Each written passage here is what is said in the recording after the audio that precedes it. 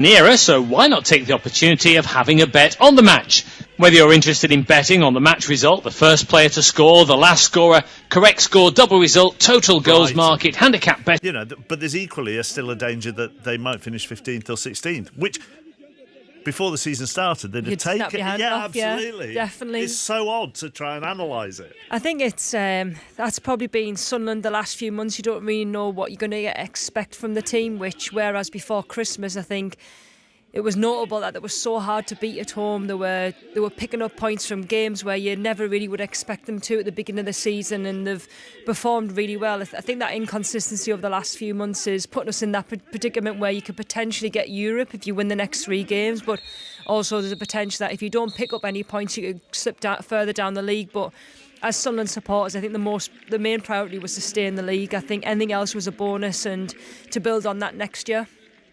Regis Labrie said, I don't know if we started to dream after a good period. Of course you start to dream. I think that's the right thing to say, but that's what players do, don't we? I think especially being Sunderland, and you start the season, especially the first half of the season, the way they did, the players will be sat there dreaming about what possibly could be, especially having someone like Granit Xhaka in the dressing room who will be driving it every single day and saying, lads, we can get to this place if we can. So 100%, but I'm completely with you two guys in terms of the main goal was to keep Sunderland in the Premier League. The fact Sunderland in the Premier League again is a massive, massive achievement for them. I think Granit Xhaka getting injured at a key part of the season really kind of identified how much Sunderland started to rely on him, not just in terms of his playing but his leadership. I think you can always see in the games that he's trying to let people know what to do in different moments of the game, and I think that is something that next season when we stay in the Premier League or wherever we end up at the end of the season, it's like you're going to have to think of those scenarios when maybe key players are missing. Do you build the squad so that you can really cope with that? But ultimately I think for Sunderland to play against Manchester United in the Premier League at the Stadium Light, I mean, that's what Sunderland fans have been dreaming of for the last 8 years. It's been up and down, it's been such a roller coaster, but in terms of what they have achieved this season, like what I said before, any Sunderland fan would have snapped anyone's hand off for that. What do you think they need this summer then? Because actually this summer, you know, everybody praised what they did last summer, very similar to Leeds actually, in praising what they did and the type of player that they brought in.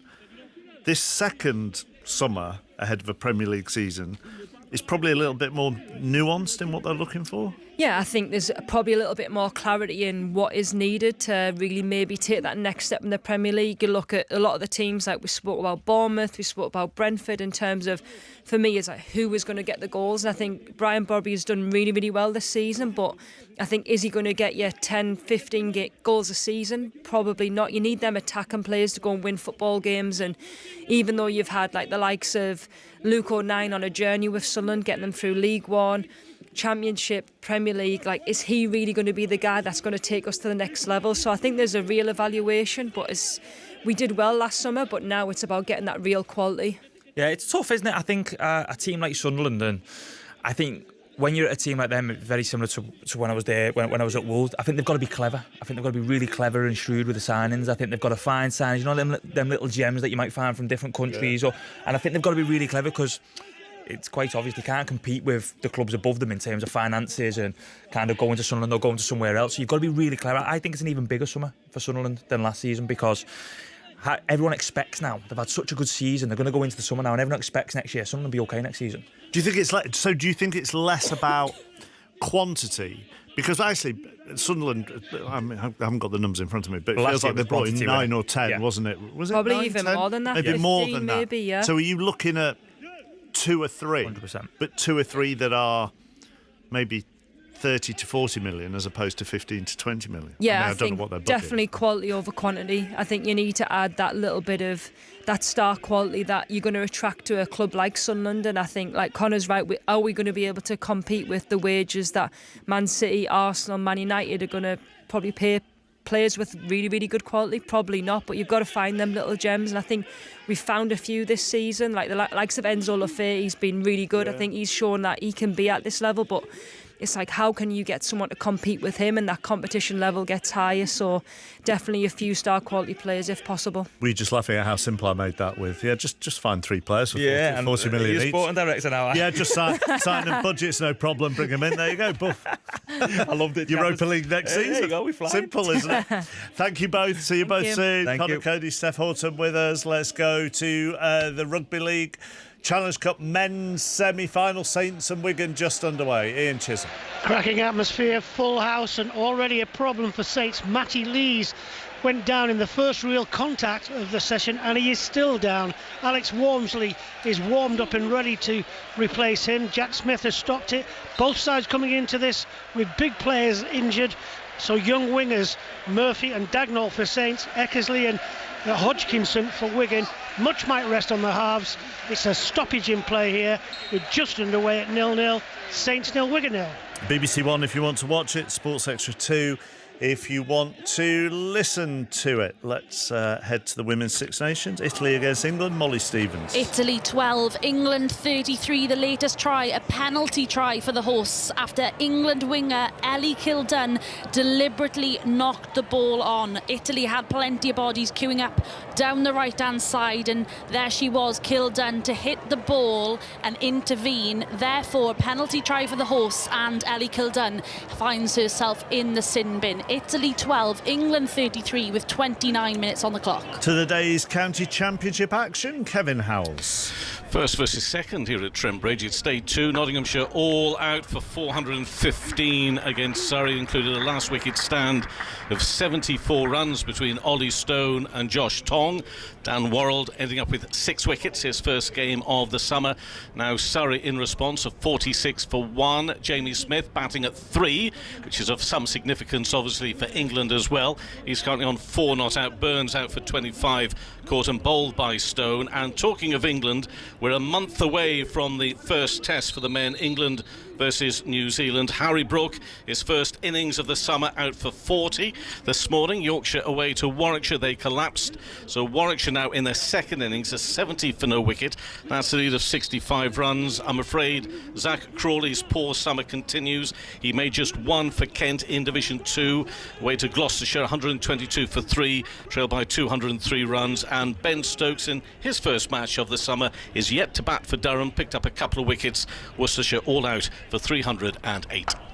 Thank you very much, Kevin. We'll go around all of our 3 o'clock games in the Premier League as well and keep you up to date with everything else that's going on, and talk boxing ahead of Wardley Dubois tonight at 10 o'clock, and you'll be able to hear that live from Manchester here on 5 Live. Lisa McCormack has the BBC News at 24 minutes to 3.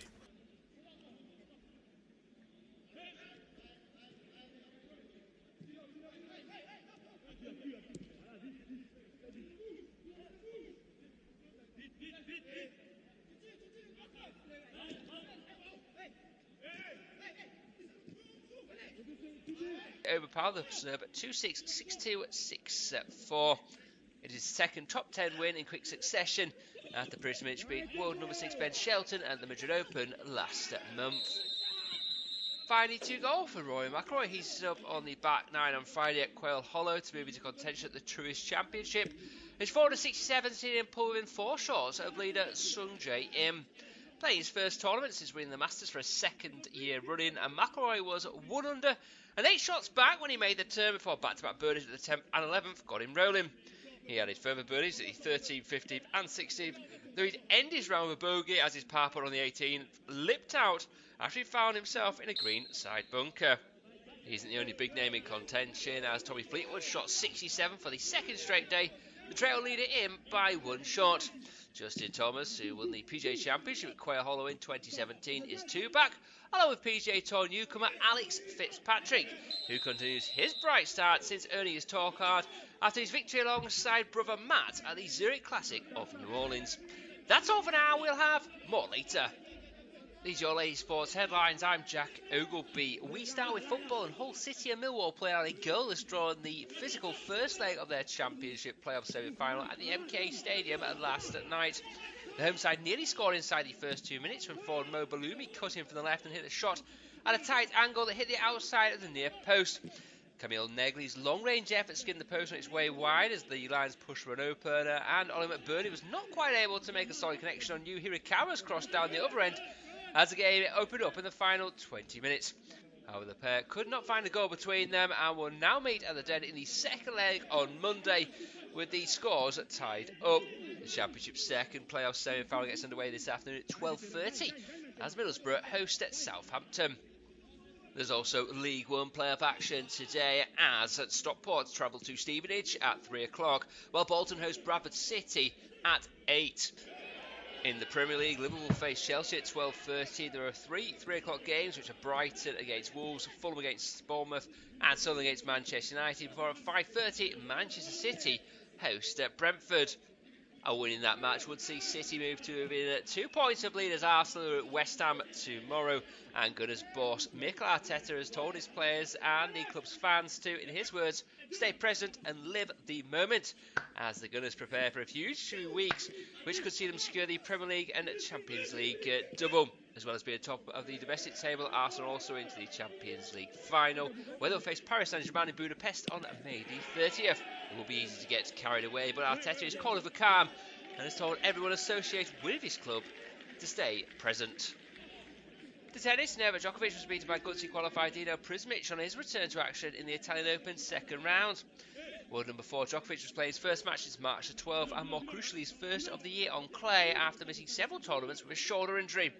A 6-time champion in Rome, Djokovic started strongly but was laboured and looked to be struggling with illness in the second set.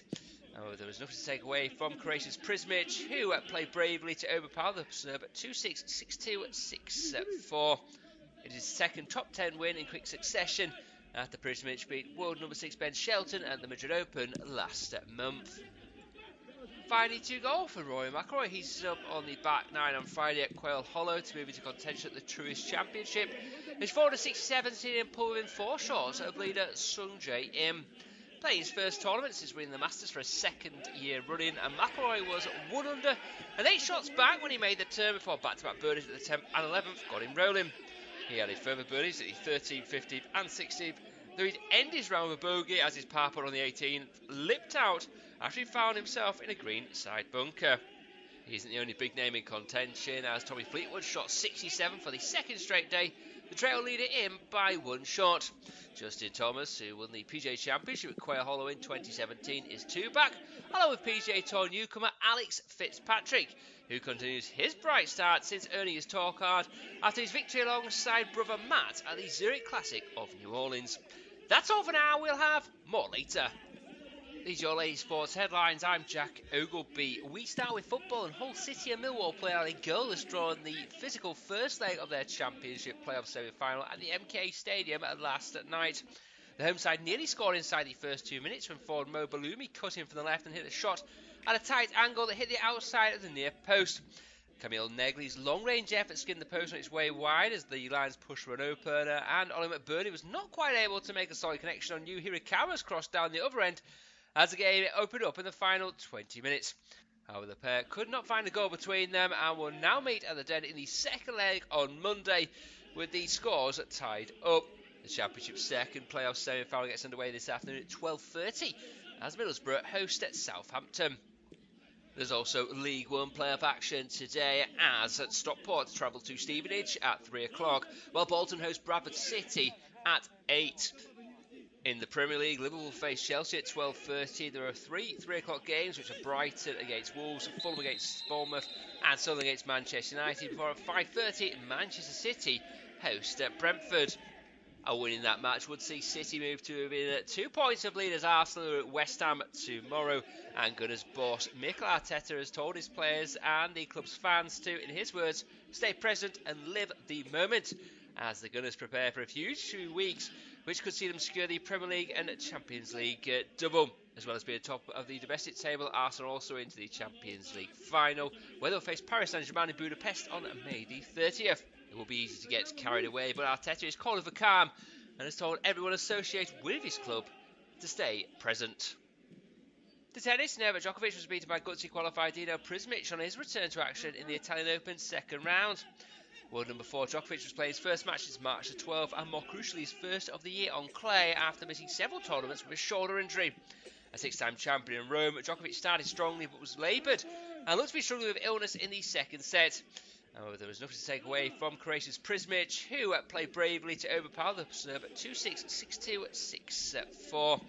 It is his second top 10 win in quick succession after Prismic beat world number 6 Ben Shelton at the Madrid Open last month. Finally, to golf for Rory McIlroy. He's up on the back nine on Friday at Quail Hollow to move into contention at the Truist Championship. His 467 seen him pull within 4 shots of leader Sung Jae Im. Playing his first tournament since winning the Masters for a second year running, and McIlroy was 1 under and 8 shots back when he made the turn before back-to-back birdies at the 10th and 11th got him rolling. He added further birdies at the 13th, 15th and 16th, though he'd end his round with a bogey as his par putt on the 18th lipped out after he found himself in a green side bunker. He isn't the only big name in contention, as Tommy Fleetwood shot 67 for the second straight day, the trail leader in by 1 shot. Justin Thomas, who won the PGA Championship at Quail Hollow in 2017, is 2 back, along with PGA Tour newcomer Alex Fitzpatrick, who continues his bright start since earning his tour card after his victory alongside brother Matt at the Zurich Classic of New Orleans.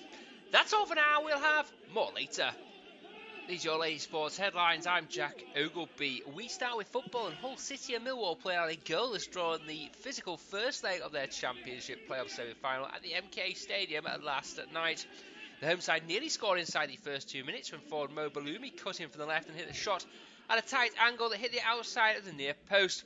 Camille Negley's long-range effort skinned the post on its way wide as the Lions pushed for an opener, and Ollie McBurney was not quite able to make a solid connection on Yu Hirakawa's cross down the other end as the game opened up in the final 20 minutes. However, the pair could not find a goal between them and will now meet at the Den in the second leg on Monday. I love that. Yeah, well, anything that takes you into the process and the process appearing to be a lot deeper underneath than it is on the surface. Yes, absolutely. Yes. And of course, the crazy thing is, as Carl Frampton pointed out on Darren Fletcher's show last night, we did a couple of hours, a bit of boxing and a bit of football. As Carl Frampton pointed out, it shouldn't be that way. Boxing should be about instinct. So you don't actually know what you're going to do. You've just got this back catalogue of stuff you've been doing since you were 8, 9 or 10 years of age, and you just do it instinctively. Well, Big Fab, you know, the white-collar warrior who's now the world heavyweight champion, he is learning on the job, still putting things together. He's instinctive in a sense. He's an instinctive survivor. You hurt him at your peril, because that's when he really comes alive. But actually, as for the boxing, he is still working that out, and I just love him. Let's hear from Daniel Dubois then, who also spoke to Steve and said that after a run of huge fights and some defeats, he has hit his peak. I feel like I'm improved just physically, mentally, and just I feel like we've got in the training just right now. We're not overworking like I did in the early days. I'm just doing it right. And are you happier? And it's an odd thing, you know, because a happy fighter is a dangerous fighter. Are you happy? Happy as can be as a fighter, I think. When in that little run of fights there, especially the 2 Usyk fights, and then the AJ fight, and then the Gerald Big Baby Miller fight, the Hrgovic fight, 5 fights like that consecutive. That's like, you know, Lennox had 5 fights like that sometimes. Not often, but that's a rare 5 grouping. That's like old school style, isn't it? Like Lennox was fighting Ray Mercer and all those type of fighters. Holyfield, Tyson, and all the top guys. Shannon Briggs. It only makes you a better fighter. Yeah, no, that was going to be my next question. But having that competition makes you a better fighter, and that's why you feel you're a better fighter now than you were 4 years ago. Yeah, definitely. I feel like I need to just get it all right on the night now that I've had that experience. But again, like the chat with Fabio Wardley, that's an insight into his processes, because he has put himself out there. He has put himself out there, and he's put himself, you know, is raw and naked in many ways, Fletcher. He gets a lot of stick, Daniel, because sometimes his answers are one word. Sometimes he doesn't actually answer. Sometimes this week he's walked out of a couple of interviews. He's walked away from, you know, Zoom interviews. But you could tell that the process he's been through on that 5-fight sequence, which is quite incredible. Okay, he lost a couple of them, but that's irrelevant. The bottom line is he was in competing, hurting people, then getting hurt. That process he's been through has made him the fighter. So then I started to actually think, when he started that sequence against let's say Usyk for the first time, I don't think in his head he thought he could really beat Usyk. And then when he had the rematch, he probably still didn't think. But part of the defeat, part of that learning process, part of that being in real hard 50-50 dogfights is that you gain and grow in confidence. And we sometimes forget with Daniel Dubois, he's only 28 years of age. He's had 6 years of really hard fights. That's a 22, 23-year-old man. And at heavyweight, that's a rare thing. I know we've got Moses Atama, who's 21 years of age, but Moses is, and I mean it in a positive way, is a freak of nature. He's going to be the one, though, isn't he? Moses Atama, isn't he? He's going to be the one going forward. I mean, there are still things we need to know about Moses. There are still things we need to know what happens if he's put under pressure. His answer is, well, let someone try. We need to know what happens if he goes into the 10th round and gets a cut. And as he said, let someone try. So far, an increasing in quality, a group of fighters have gone in and they've all fallen short. He fights again in August, and Frank Warren assured us that it will be a decent step up. But here's the thing with Moses. We've got to lean back a little bit, pull back on those reins. He's 21. Let's give him another year or so. We don't need him. We've got a booming, ridiculous boxing business where we're casually doing 24,000, 67,000 outdoors. We're doing 15,000 people in front of the pyramids for a world heavyweight title fight. Chappers, this business is ridiculous. 50-50 tonight? It is 50-50. I do fancy Wardley, but it is a genuine 50-50. And by the way, Chappers, there was a WBO heavyweight title fight here in about 1998 that finished in 52 seconds. That record could be in jeopardy, trust me. All right. Okay. Enjoy. Thank you. Thank you. Wardley Dubois from 10 o'clock tonight here on 5 Live. Coverage of the undercard, all the build-up, Sports Extra from 7 o'clock. Half-time, Italy-England, Molly Stevens. Well, it was a first half that can't be accused of lacking action, Mark. We've had 9 tries in all. Italy have 3 of them, which includes a penalty try after England winger Ellie Kildun deliberately knocked the ball on when they were looking to score in the corner. But England, well, I don't think there's any doubt that they have this one sewn up. They got their bonus point within the first 15. They had to overcome some late changes to the squad due to injury before beginning, but their early domination means at the break it's Italy 19, England 40. We're going to make the better start against St Helens in the Challenge Cup semi-final. Ian Chisnell. Quarter hour looming. Wigan lead by 8 points to 0. Saints though attacking with venom for the first time today. The first try of the game came on 9 minutes. Brad O'Neill made the break. Jai Field involved. It was young Jack Farriman who scored the try. Adam Kieran's left boot made it 6-0. And then Walmsley on for Matty Lees, who lasted just 1 minute, conceded a needless penalty. Kieran out of the extras. Early stages, Wigan 8, St Helens 0. Let's get back to one of the early games. First leg of the Championship playoff semi-final ended goalless between Middlesbrough and Southampton. Here's the Borough captain, Dale Fry. Like I say, we weren't clinical first half. We created a lot of opportunities. We got into a lot of good areas. And whether at home or away, we're going to play the same type of football. We're not going to go sit there and be defensive and come off the gas a little bit. We're going to play our football because we believe we are the best team in the division. We know, so we're going to go there full of confidence, and it's still 0-0, and it's a level playing field, and we're going to go there and try and get a result. I don't know whether you'd have seen it, but just before kick-off, the fans had a banner, 10 years, take us back to where we belong. You're a Teesside lad as well. Do you feel that, I guess that it's almost personal to you, isn't it, to get this club back to the Premier League? Of course it is, yeah. I got promoted on my debut season. I only played a handful of games. And you think that that's going to sort of happen every year. But to get out of this division is really tough. I've been here since, and we haven't managed to quite get it over the line. We've been in the playoffs a couple of times, been in contention for the top 2, and we've just missed out. But this year is a real different feeling. I feel more involved. I'm captain of the football club, my hometown. And I'm just trying to do everything I can to get it over the line. And I know you said you focus on the football, but with what's happened in the last couple of games, did it?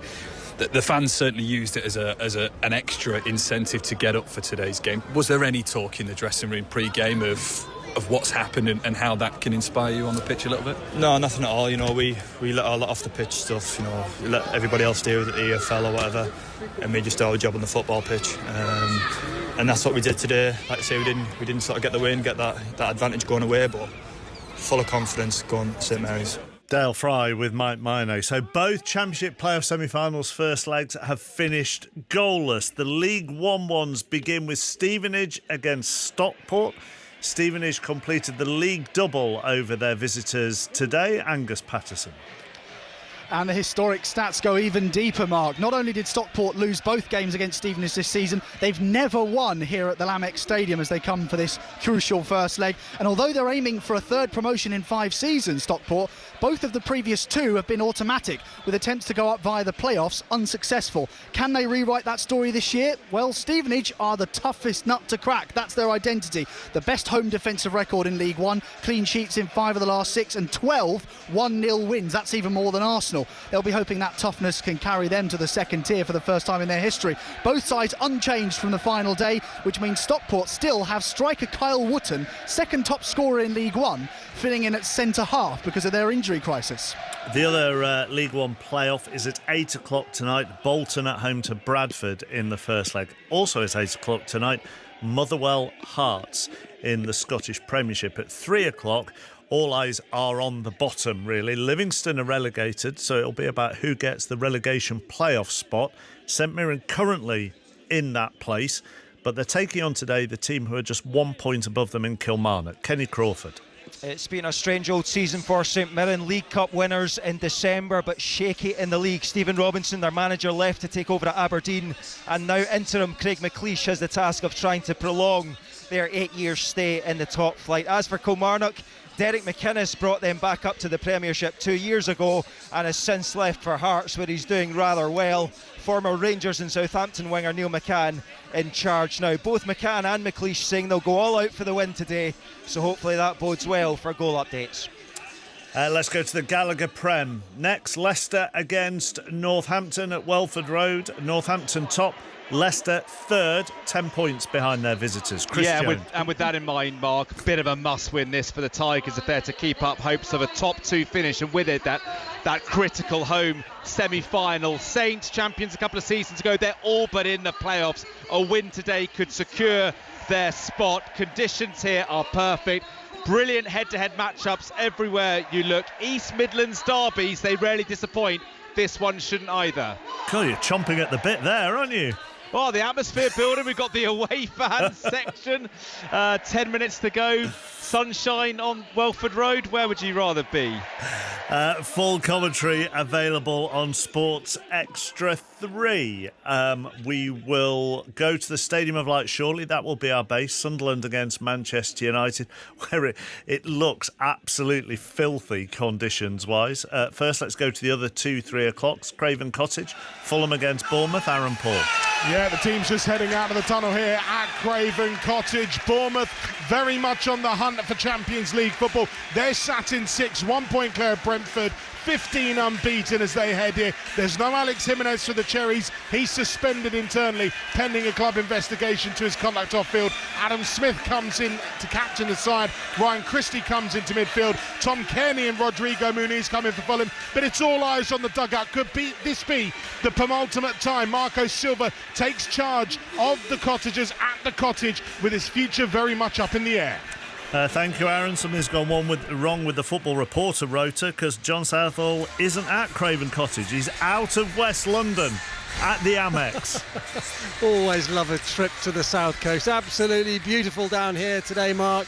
Both teams are out. The last 3 games offer so much for Brighton. It could yet yield a Champions League place. And what a few months it's been. If you remember back to February, Fabian Herzler was under pressure. This week he signed a new contract, and Brighton on the cusp of Europe. 2 changes today. In come Duncan de Kuyper for Buscagli and Weaver. As for Wolves, well, their misery is almost over. 1 change from the Sunderland draw. Hwang in for Ricardo. Let's applaud their fans. They still travel in their numbers. They haven't seen an away win all season. They've celebrated just 7 goals, and if they lose today, they'll complete the full set, Wolves, losing against every team in the Premier League this season. All the goals as they go in then, in the Premier League, in the playoffs, and in Scotland as well. From our base at the Stadium of Light, where you wouldn't know we were approaching the middle of May. It is filthy for Sunderland against Manchester United with Paul Robinson and Ian Dennis. Well, I've got to say that's twice you've taken away my opening line, because you used the word filthy just a few minutes ago, and then I was just going to say you wouldn't believe that we are towards the end of the season, towards the middle of May. Oh, hang on. Do you want me to do it again, and then you can do your opening line? OK. OK, let's go to the Stadium of Light. Manchester United are Sunderland's visitors. Paul Robinson is there, and Ian Dennis has stopped stuffing his face with sweets and is ready to go. Thank you, Mark. I've got to say it's a filthy afternoon here on Wearside. You wouldn't know. You wouldn't know it's close to the middle of May. No, you wouldn't. The teams are out, and it's Sunderland against Manchester United. Manchester United, of course, have already achieved Champions League qualification, but there's a great explainer on the BBC Sport website from Dale Johnson, actually, about who and the various permutations with 3 English teams in the 3 European finals and how that can impact the Premier League positions, because there is a maximum number of 9 that could be in Europe next season. There will be at least 8 teams in Europe, but you've got 5 points that separate 6th placed Bournemouth to Sunderland in 12th, who still might have a chance of European football next season. Sunderland are in their red and white striped shirts and black shorts. They've made one change. Ballard is suspended. Hertrauder comes in for him. So Roofs, Hertrauder, Mukiele, Aldoretti and Reinaldo, Hume, Sadiki, Xhaka, Talby, Brobby and Lefay.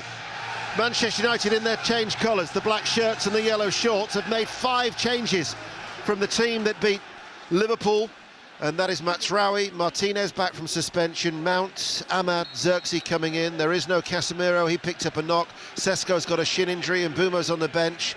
Heaven makes way, as does Dallo.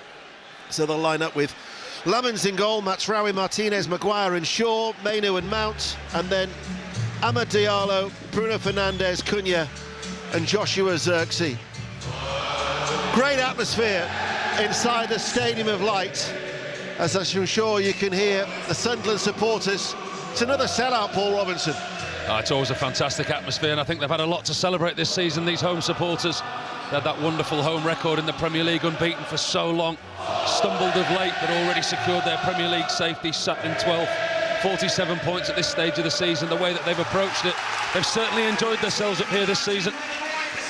Certainly the weather has not dampened the enthusiasm of the Sunderland supporters, who I'm sure at the start of the season, in sunnier and warmer climes, had you said to them at this stage of the campaign you'd be 9 points clear of relegation, they'd have absolutely snapped your hand off. It has been an excellent campaign for the first time back in the top flight after their absence, and indeed this is the first meeting in 9 seasons as a result. Manchester United, on their last visit to the Stadium of Light, won by 3-0 as the ball goes up towards Bruno Fernandes, the recently named Football Writers Association Footballer of the Year, who has he's been their leading light. Well, you look at his assist record and his goals, and I think at times when Manchester United haven't been the force that they are now, he's been the one that stood out in what was a poor team. When you look at what they've done now under Michael Carrick, and he's got a team that's playing well around him, he's even more effective. Straight to Brighton, John Southall. Wow, what a start for Brighton. Inside the first minute, Brighton 1, Wolves 0. Jack Hinchelwood with the header into the top corner, and Brighton have the perfect start. Cross on the left, there was Hinchelwood, made the run into the top right corner. Brighton 1, Wolves 0. Can I ask you a quick question, John? Was it after 30 seconds? I'll have to. I think if my instinct is it was over 30 seconds. OK. Why? Well, no, because 30 seconds is the quickest goal in the Premier League this season. Fernandes for West Ham against Aston Villa, so it was just me being a bit of a footballing geek. But thank you. 90 seconds played, so Brighton are off to a lightning start. Fulham 0, Bournemouth 0.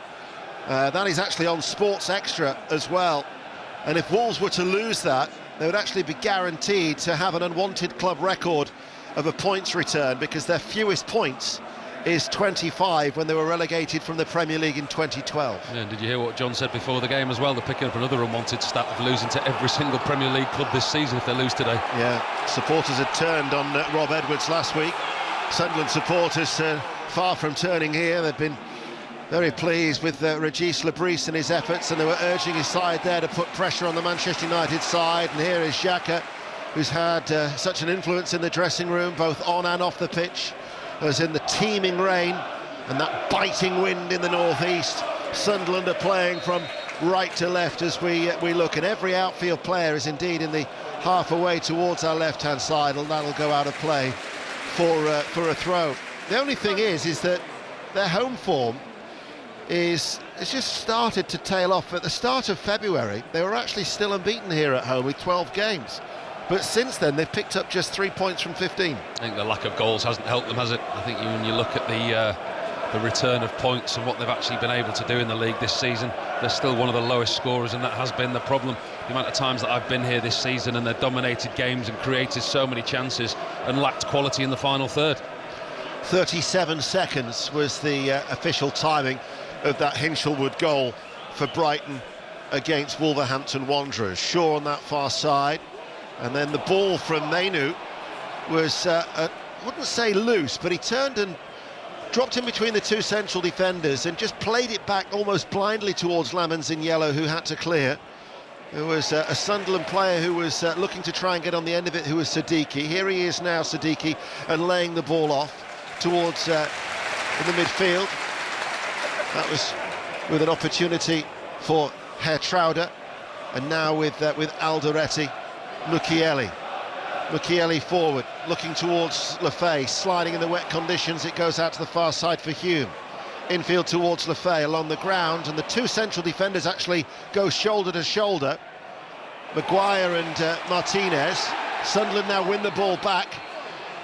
Talby's first cross blocked by Matsraoui, comes out to this near side as well. The two Moroccans up against each other. Xhaka wants Reinaldo to go ahead of him.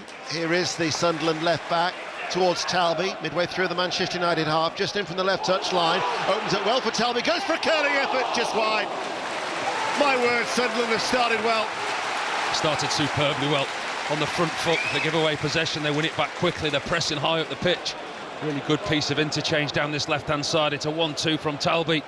Plays it into the middle of the pitch, he gets it back, his first touch just on the edge of the D where it meets the 18-yard box.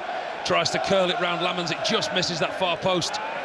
Falkirk 0, Hibs 1 as the latest score of the Scottish Premiership, and another goal at the Amex. John Southall.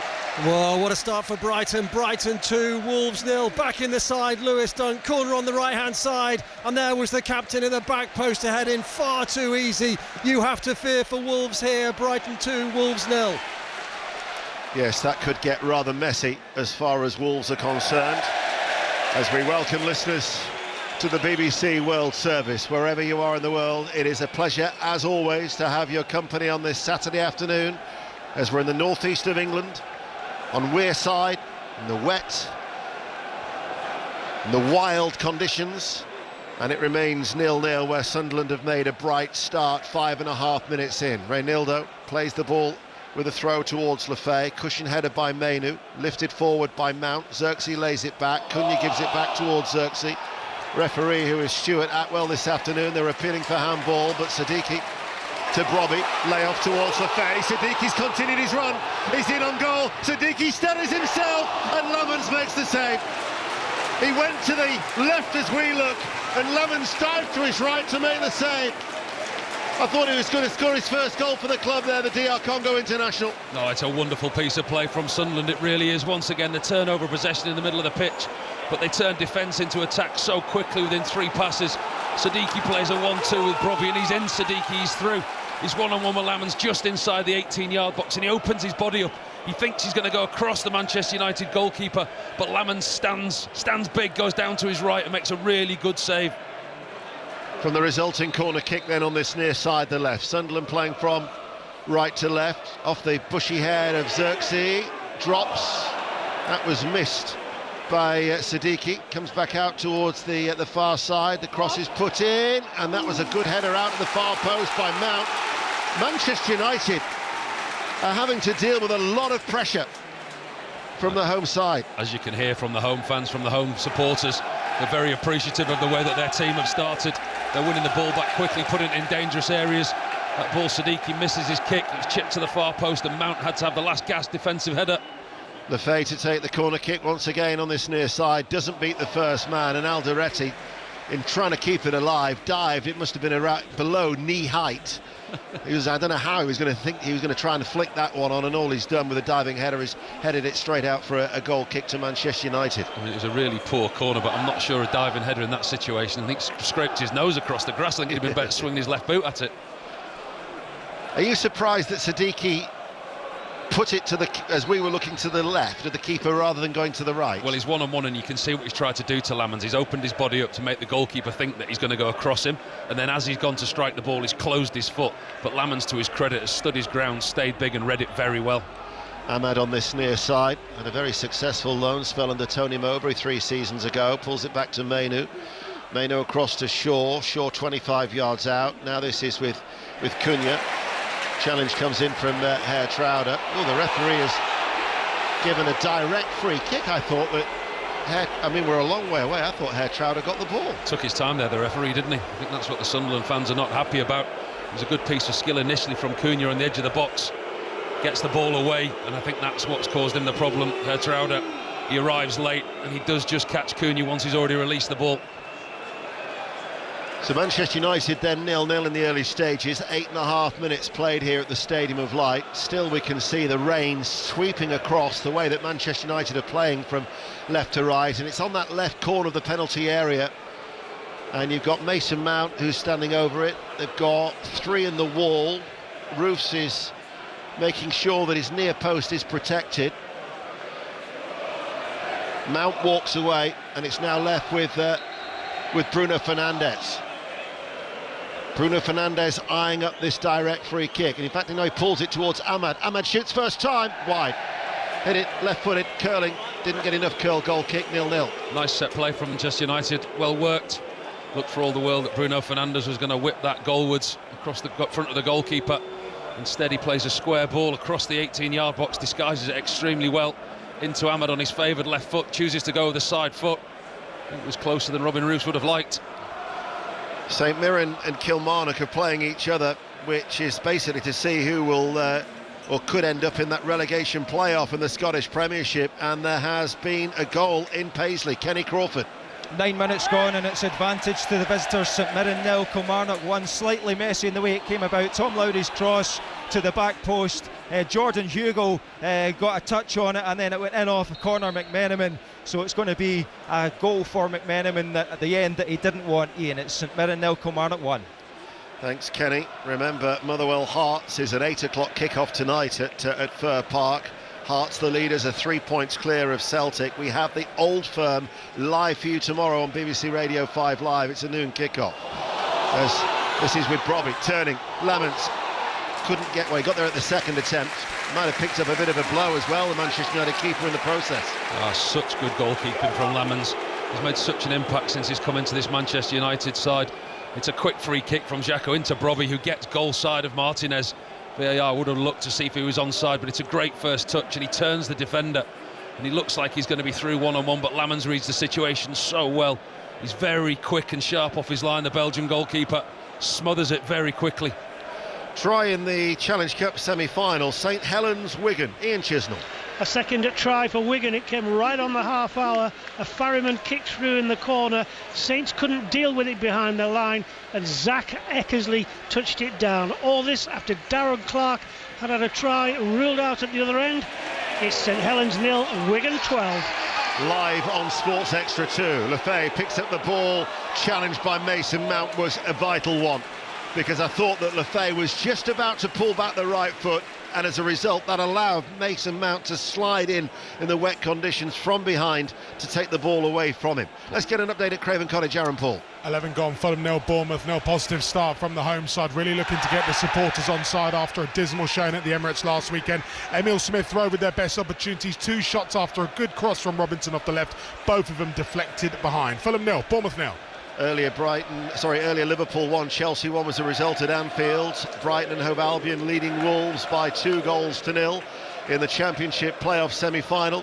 Just down the road from the A19, and Wearside to Teesside. Middlesbrough 0, Southampton 0 is how it finished at the Riverside. So Hull City Millwall in their semi-final last night also finished goalless. Italy, England in the Women's Six Nations. Molly Stevens. Where it's Italy 14, England 47. The first try of the second half comes from Abby Burton from the driving maul, which has caused Italy huge problems throughout this match. Italy 14, England 47. You can watch that on BBC 2. 12 and a half minutes played. 0-0. Reinildo with a throw. Hooked downfield by Lefay, cleared away by Martinez, back in the side after suspension. Cushion header by Mukiele. Reinildo chips the ball long. Talby's offside. It was a nice take actually with the outside of the left boot, but they're looking to get the ball forward at every opportunity. They're causing Manchester United problems. Brobby's been a very willing runner, and he's occupying the two Manchester United central defenders, which is allowing the players in behind him, Hume, Talby and Lefay, the space to work in and around. And Siddiqui with his runs from deep, they've been very effective so far, the home team. Maguire then is in no real hurry to take this free kick for Manchester United. You're listening to BBC Radio 5 Live, also available on the BBC Sounds app, and we are live across the world on the World Service, as Maguire actually will leave it for Laments as the Manchester United black shirts move downfield, and everybody just starts to slowly drift out towards this near side, the right. Xerxes in a tussle with Alderete, who wins the aerial duel, helped out by Talby, then they give the ball away, kept in play by Reinildo, down the line it goes. Maguire just manages to get in front of Brobby. That's going to be a really good, strong, physical battle between the two, and Brobby now runs away from Maguire, and Brobby, the Dutch international, slows down, almost comes to a standstill, then gets the ball back from Talby, level the area on the left. Ball played back to Reinildo. Now it is ball played in field. This is Mukiele in the centre circle. Xhaka makes himself available. Mukiele, though, in the centre circle, will play it back to Alderete. Here is Reinildo once again. Told just to calm down, but Sunderland keeping the ball well. It's been a short start in these opening 14 minutes. And there's a real battle emerging, isn't there, between Brian Brobby and Harry Maguire. You can see there the physicality that they both showed. Brobby once again coming out on top in that particular duel. Ball is back with another Dutchman, the Dutch keeper, signed from Nijmegen in the summer. All in green, puts his left boot through that and clears long. Maguire has to reach high to head it away. And then that bouncing ball by Hertrauder, cushion header towards Hume. Hume runs forward, challenged by Mason Mount. He says he got the ball. However, Stuart Atwell disagrees, and that will be a free kick. Quarter of an hour played. Yeah, that's once or twice now Mason Mount's had to be in those defensive positions and make important tackles. That time Trey Hume gets the wrong side of him, running towards the 18-yard box. He mistimes the tackle, Mason Mount. So this free kick is with Xhaka to stand over it. There are a clutch of red and white striped shirts over on the far side, and Xhaka just having a little conversation there with Roofs. So it would appear, unless this is going to be a bit of a decoy and then they're going to switch it to the left for Talby, but everybody has gathered towards the right corner of the edge of the penalty area for Manchester United for this Sunderland free kick. There's no decoy, that's exactly where it goes, and it comes off the head of Mainu, and he's going to run out of play for a throw. Paul. It's an interesting decoy using the goalkeeper from that deep. I mean, that free kick was halfway inside Manchester United's half, and Xhaka chose to turn round and almost jog back into his own half to talk to the goalkeeper. Not sure the ploy there, but whatever it was, it didn't really work, did it? Well, it didn't. They'll be hoping the towel will work, though, because in these wet conditions the towel is being used just to dry that ball, so it's going to be a throw on the far side for Sunderland, the right, as they play from right to left. And Manchester United have got everybody back inside their own penalty area. Looks for the little flick on from Alderete, goes out for a goal kick. 0-0 it remains. Back to Brighton, John Southall. Where Brighton still lead Wolves by 2-0. Those 2 goals, the opening 5 minutes, could have been 3 to Kuiper on the left-hand side, to Matoma, his shot from the left of the area, wide of the left-hand post. Brighton 2, Wolves 0. Now with Kilmarnock winning, there was a chance that they might have got a little closer towards Dundee, who are only 6 points clear of St Mirren, down towards the bottom of the Scottish Premiership. But at Dens Park today, Dundee have taken the lead against already relegated Livingston, so they're 1-0 up. 0-0 here in the Premier League. Siddiqui in field. Lefay out towards Talbi, the Moroccan international. Just in from the left touchline, 17 minutes played, 0-0. Ball played back then by Reynaldo. He's left of the centre circle. Alderete drops back inside his own half, and just behind him, about by 10 yards, is Roofs. And Roofs outside of his penalty area now clears downfield. Off the chest by Hume. Turns away from Menu. Herr Trauder's on the overlap if he wants to use him, the Northern Ireland international. Then a short little flick finds him. Infield now towards Lefay. Right corner of the area, doesn't beat the first man. Rebound though picked up by Hume. Mukiele to Herr Trauder, drags it, flicks it to Mukiele. His cross is closed down on that far side by Shaw. Rebounds high and out for a throw.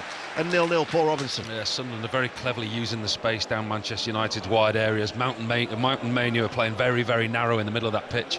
And in front of the two Manchester United fullbacks, there's a lot of space there because Ahmad and Cunha aren't dropping in to protect them. And Sunderland with Talbi and Hume, they're exploiting those areas. The voice of Paul Robinson on BBC Radio 5 Live. As Sunderland now with Hume, pulls the ball back. Lefay, first time effort block, back towards Lefay, appeals for handball. Stuart Atwell immediately said no. It was Ahmad. It struck his right hand, it was down by his side. Stuart Atwell comes under a lot of pressure as Xhaka, the captain, goes towards him. He stopped the game. VAR will have a look. Describe it very quickly for you. If that's the Champions League, that's a penalty. But in the Premier League now, they're going to have a look at it. And I think it's Ahmad's arm, isn't it? It is. It's out. It hits Kobe Mainu to start with. It comes back. He gets a second bite, Lefay. And Ahmad's going to have to be careful because his arm was out of his natural body shape. And VAR are taking a slow look at this. The referees held the game. And his arm's away. His left hand's down his side of his body. His right arm's slightly out away from his body. Telling you now, if that's Champions League, that's a penalty. Yeah. Here in the Premier League, we've got a decision, which is obviously, as you can hear, an unpopular one with the home supporters. When I said I thought it was down by his side, it was probably a little bit further away than I initially thought. However, there was no movement from the hand to the ball. But you're right, UEFA, their guidelines are a lot different to that of what we apply here in England. Well, it's handball, isn't it? Yeah. I mean, the Champions League game and the UEFA games that we do all day long, that's handball. That's not even a decision for VAR. The referee would give that on the field from what he saw. Actually, Stuart Atwell let the VAR look at that, and then he came to a decision that it wasn't, and I think it was probably the right decision, in all honesty. Yeah, I don't think, I think we've got to be very careful that just because it strikes the hand, it's not deliberate handball. And therefore, if that was back in the day, before the handball interpretation of the rules sort of started to get a little bit more muddied. You mean before we've got to the 18th version of the rule, is that what you mean? Back in the day, that was never given. I agree with you that was probably the correct decision. Aberdeen are leading Dundee United by a 1-0 at Pittodrie in the Scottish Premiership. Here is Mainu. Mount out towards Matsraoui. Ahmed collects the ball short, being tracked by Reynaldo. Still it remains 0-0, 20 minutes played. Mainu now once more takes over. Manchester United yet to have a really sustained spell of pressure in this game so far. Mainu once again, but now that's just starting to string the passes together. Tells you everything about the strong nature of the start made by Sunderland. Fernandez looked for Matsraoui, took a deflection. Alderete didn't hear the cry from his goalkeeper behind him and headed it towards Sadiki, and Alderete now can clear for Sunderland. Little flick of the head off Fernandez, and it'll run all the way back towards Maguire. We'll go to St Helens in the Challenge Cup semi-final. Ian Chisnell. We're past the 40-minute mark, but Wigan have scored 2 more tries. Zach Eckersley on 35 minutes, his second. St short on their left edge, and Wigan exploiting it. And just now, right immediately prior to the hooter, an interception from Jake Wardle, who trotted 35 metres unmolested to put it down. The conversion we await, but it's almost half-time and a Wigan-dominated half. They lead 16-0 with conversion to come. Commentary continues live on Sports Extra 2, a streaming service that you can get through the BBC Sounds app, and indeed on Sports Extra 3, Leicester against Northampton. We'll have commentary of that, and as far as an update from Welford Road, here's Chris Jones. Ferocious start to the derby. Leicester with the game's first points. Concerted pressure. George Martin, the big England lock, out for over a year, back fit and scoring a try in front of a packed out Welford Road. Northampton are down a man, Leicester all over them. 13 minutes gone, Leicester 5, Saints 0. Falkirk 0, Hibs 2 is a latest score, so Hibs have got a second goal at Falkirk. Misplaced pass in the midfield gives it to Siddiqui, tripped I think by Mason Mount. Stuart Atwell gives the free kick. Got to be close to a yellow card, Mason Mount. I mean, the referee's kept it in his pocket thus far, but that's 3 challenges that could have individually warranted them. I think he might get one very shortly on accumulation. Get a quick update from Brighton, John Southall. Where Brighton still lead Wolves by 2-0, but look like scoring every time they go forward. Danny Welbeck out the back post, pushed around the post by Bentley. Brighton 2, Wolves 0. Thank you, John. Free kick then for Sunderland midway through the Manchester United half, still 0-0. Xhaka is just instructed Hume to go out wide right as an option.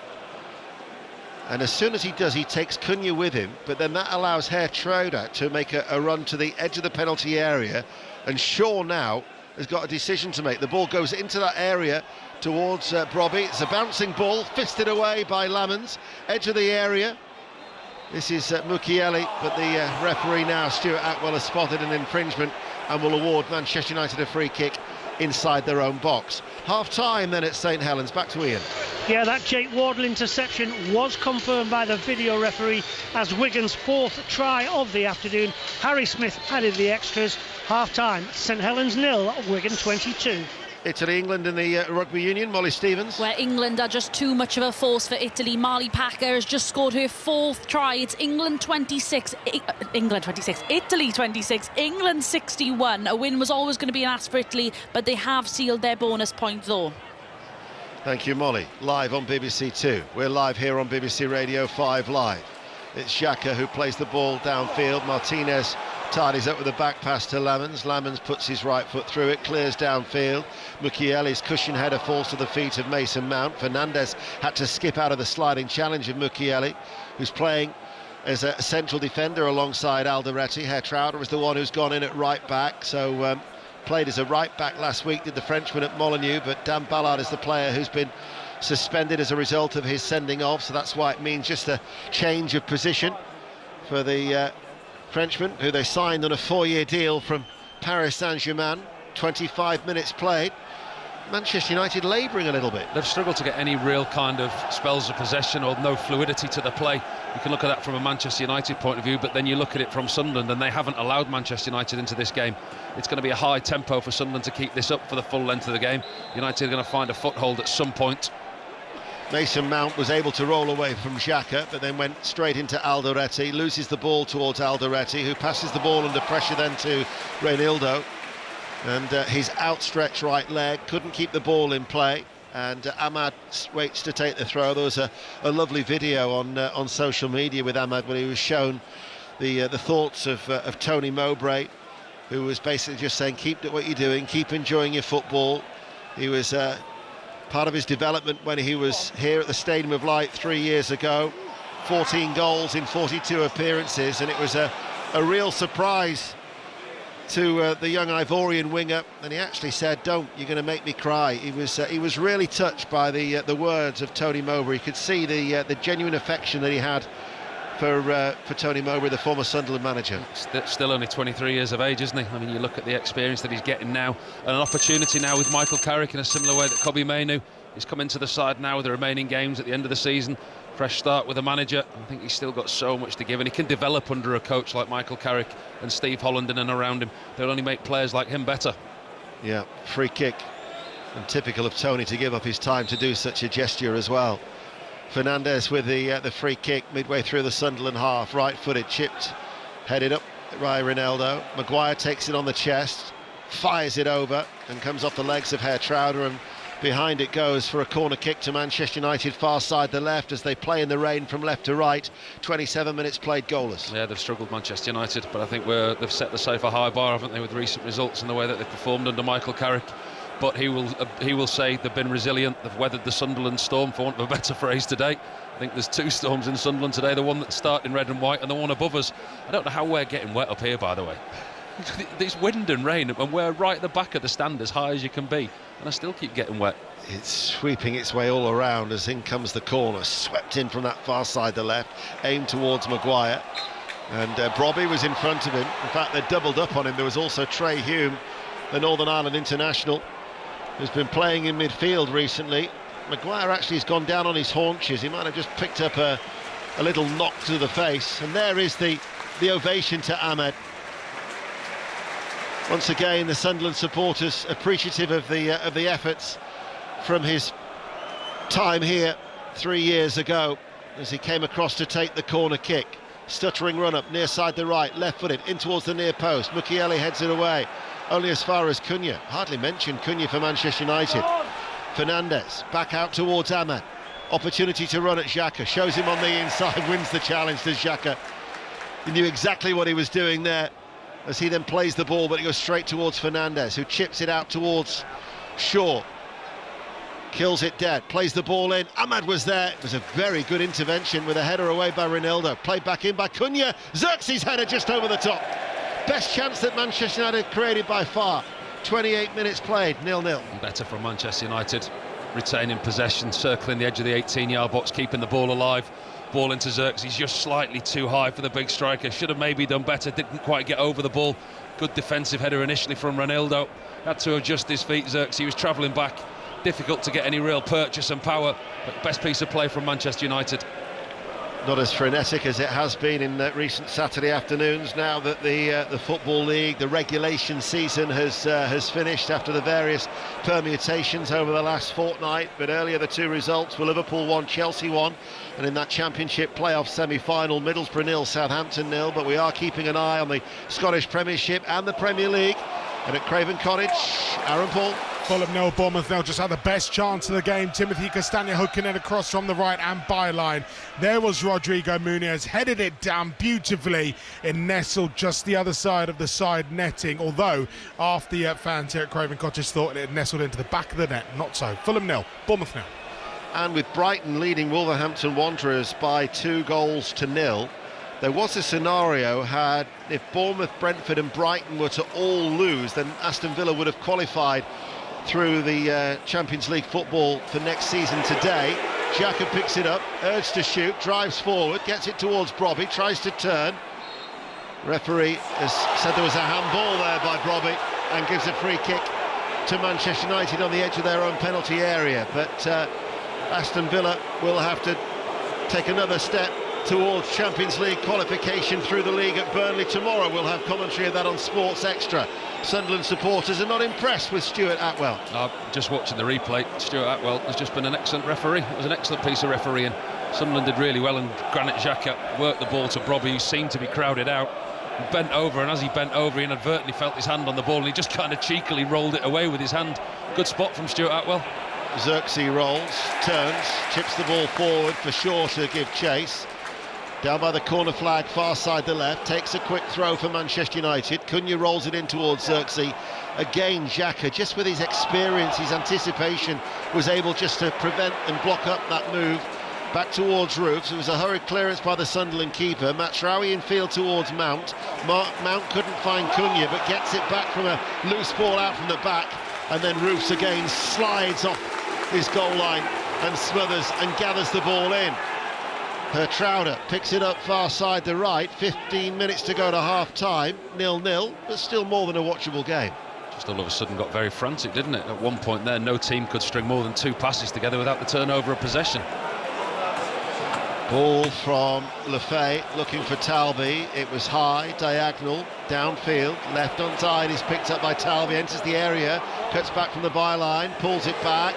Hume looks for it to settle, gives it to Brobby with his back to goal. He tries to turn, gets the shot away, right-footed, across the face of goal, but never looked like going into the goal, and out it goes as it rolls gently out for a goal kick, and it's still 0-0. Yeah, he's not prolific by any means, Brobby, but he isn't half a handful, and he showed that already today against Maguire. And this time Martinez receives the ball with his back to goal. Martinez tries not to get touch tight, but the big striker backs onto him, rolls his body and gets half a shot, bobbles harmlessly past the post, but good centre forward play from him. Who would have thought that you'd be wishing that you were wearing your thermals in May? That's how cold it is here at the Stadium of Light. I just said to Gary, our producer, before the game, I got dressed this morning. I went downstairs and then I went back upstairs and got dressed again when I looked outside. It's freezing. It was a schoolboy error, as here is Mukiele Certainly far from cricketing weather, that is for sure. Did you see, by the way, that your ex-teammate Nigel Martin was named this week in the England seniors 26-man squad, where they're actually due to play Scotland 2 games next week, actually in the northeast at Martin and Seaton Carew. I hope the weather forecast improves. He's a top cricketer, is Nige, as well as a great bloke. He's a great wicket keeper and a very good cricketer, even at his age. Yeah. I notice he scored 41 off 43 balls before that 26-man squad was named. I bet you didn't run many of them. You said that, not me. 12 minutes to go to half-time, 0-0.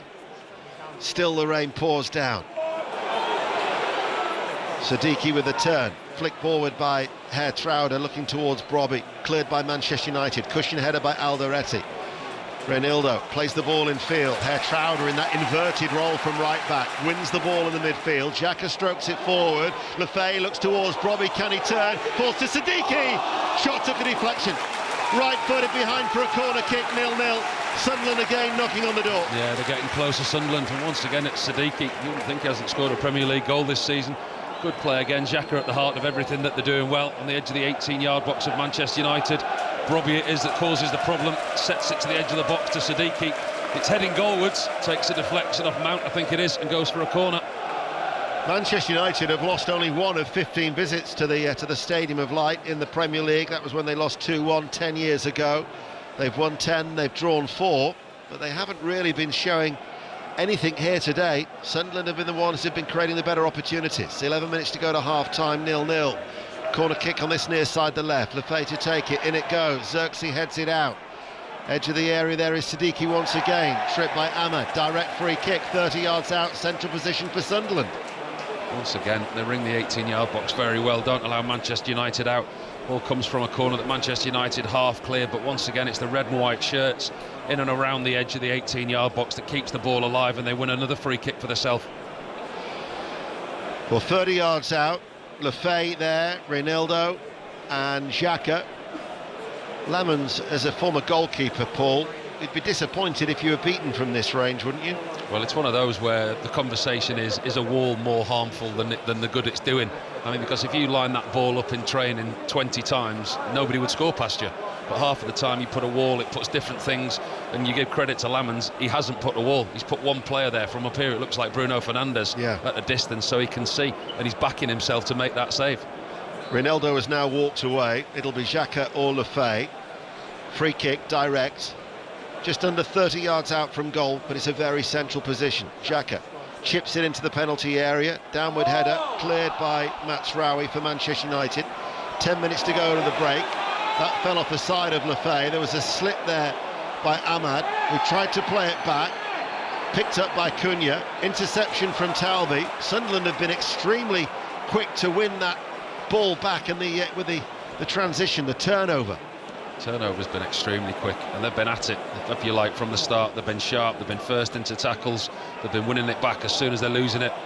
And that one there, Brobby's been a real handful for the 2 central defenders. Just tried to twist his upper body and lay it into the path of Lefay. Xerxes having to drop back. And a little bit of a reaction to Alderete snapping at his heels. We'll get an update in the Rugby Union, Leicester Northampton. It's live on Sports Extra 3. Chris Jones. And Northampton have hit back. Vintage Saints try. George Hendy with the break. George Furbank all class. Tommy Freeman with a walk-in. Finn Smith's conversion off the post. 5 points all. 15 to go of the half in. Thank you, Chris. That's on Sports Extra 3. The Challenge Cup semi-final in the Rugby League is on Sports Extra 2. And on Sports Extra, Brighton and Hove Albion 2, Wolverhampton Wanderers 0. We've got 9 minutes to go to half-time here on Wearside, still 0-0. Maguire to take the free kick. England international, back to Lissandro Martinez. Mainu comes short to collect it, able to turn to Maguire. Matsraoui's on this near side, the right, back towards Mainu.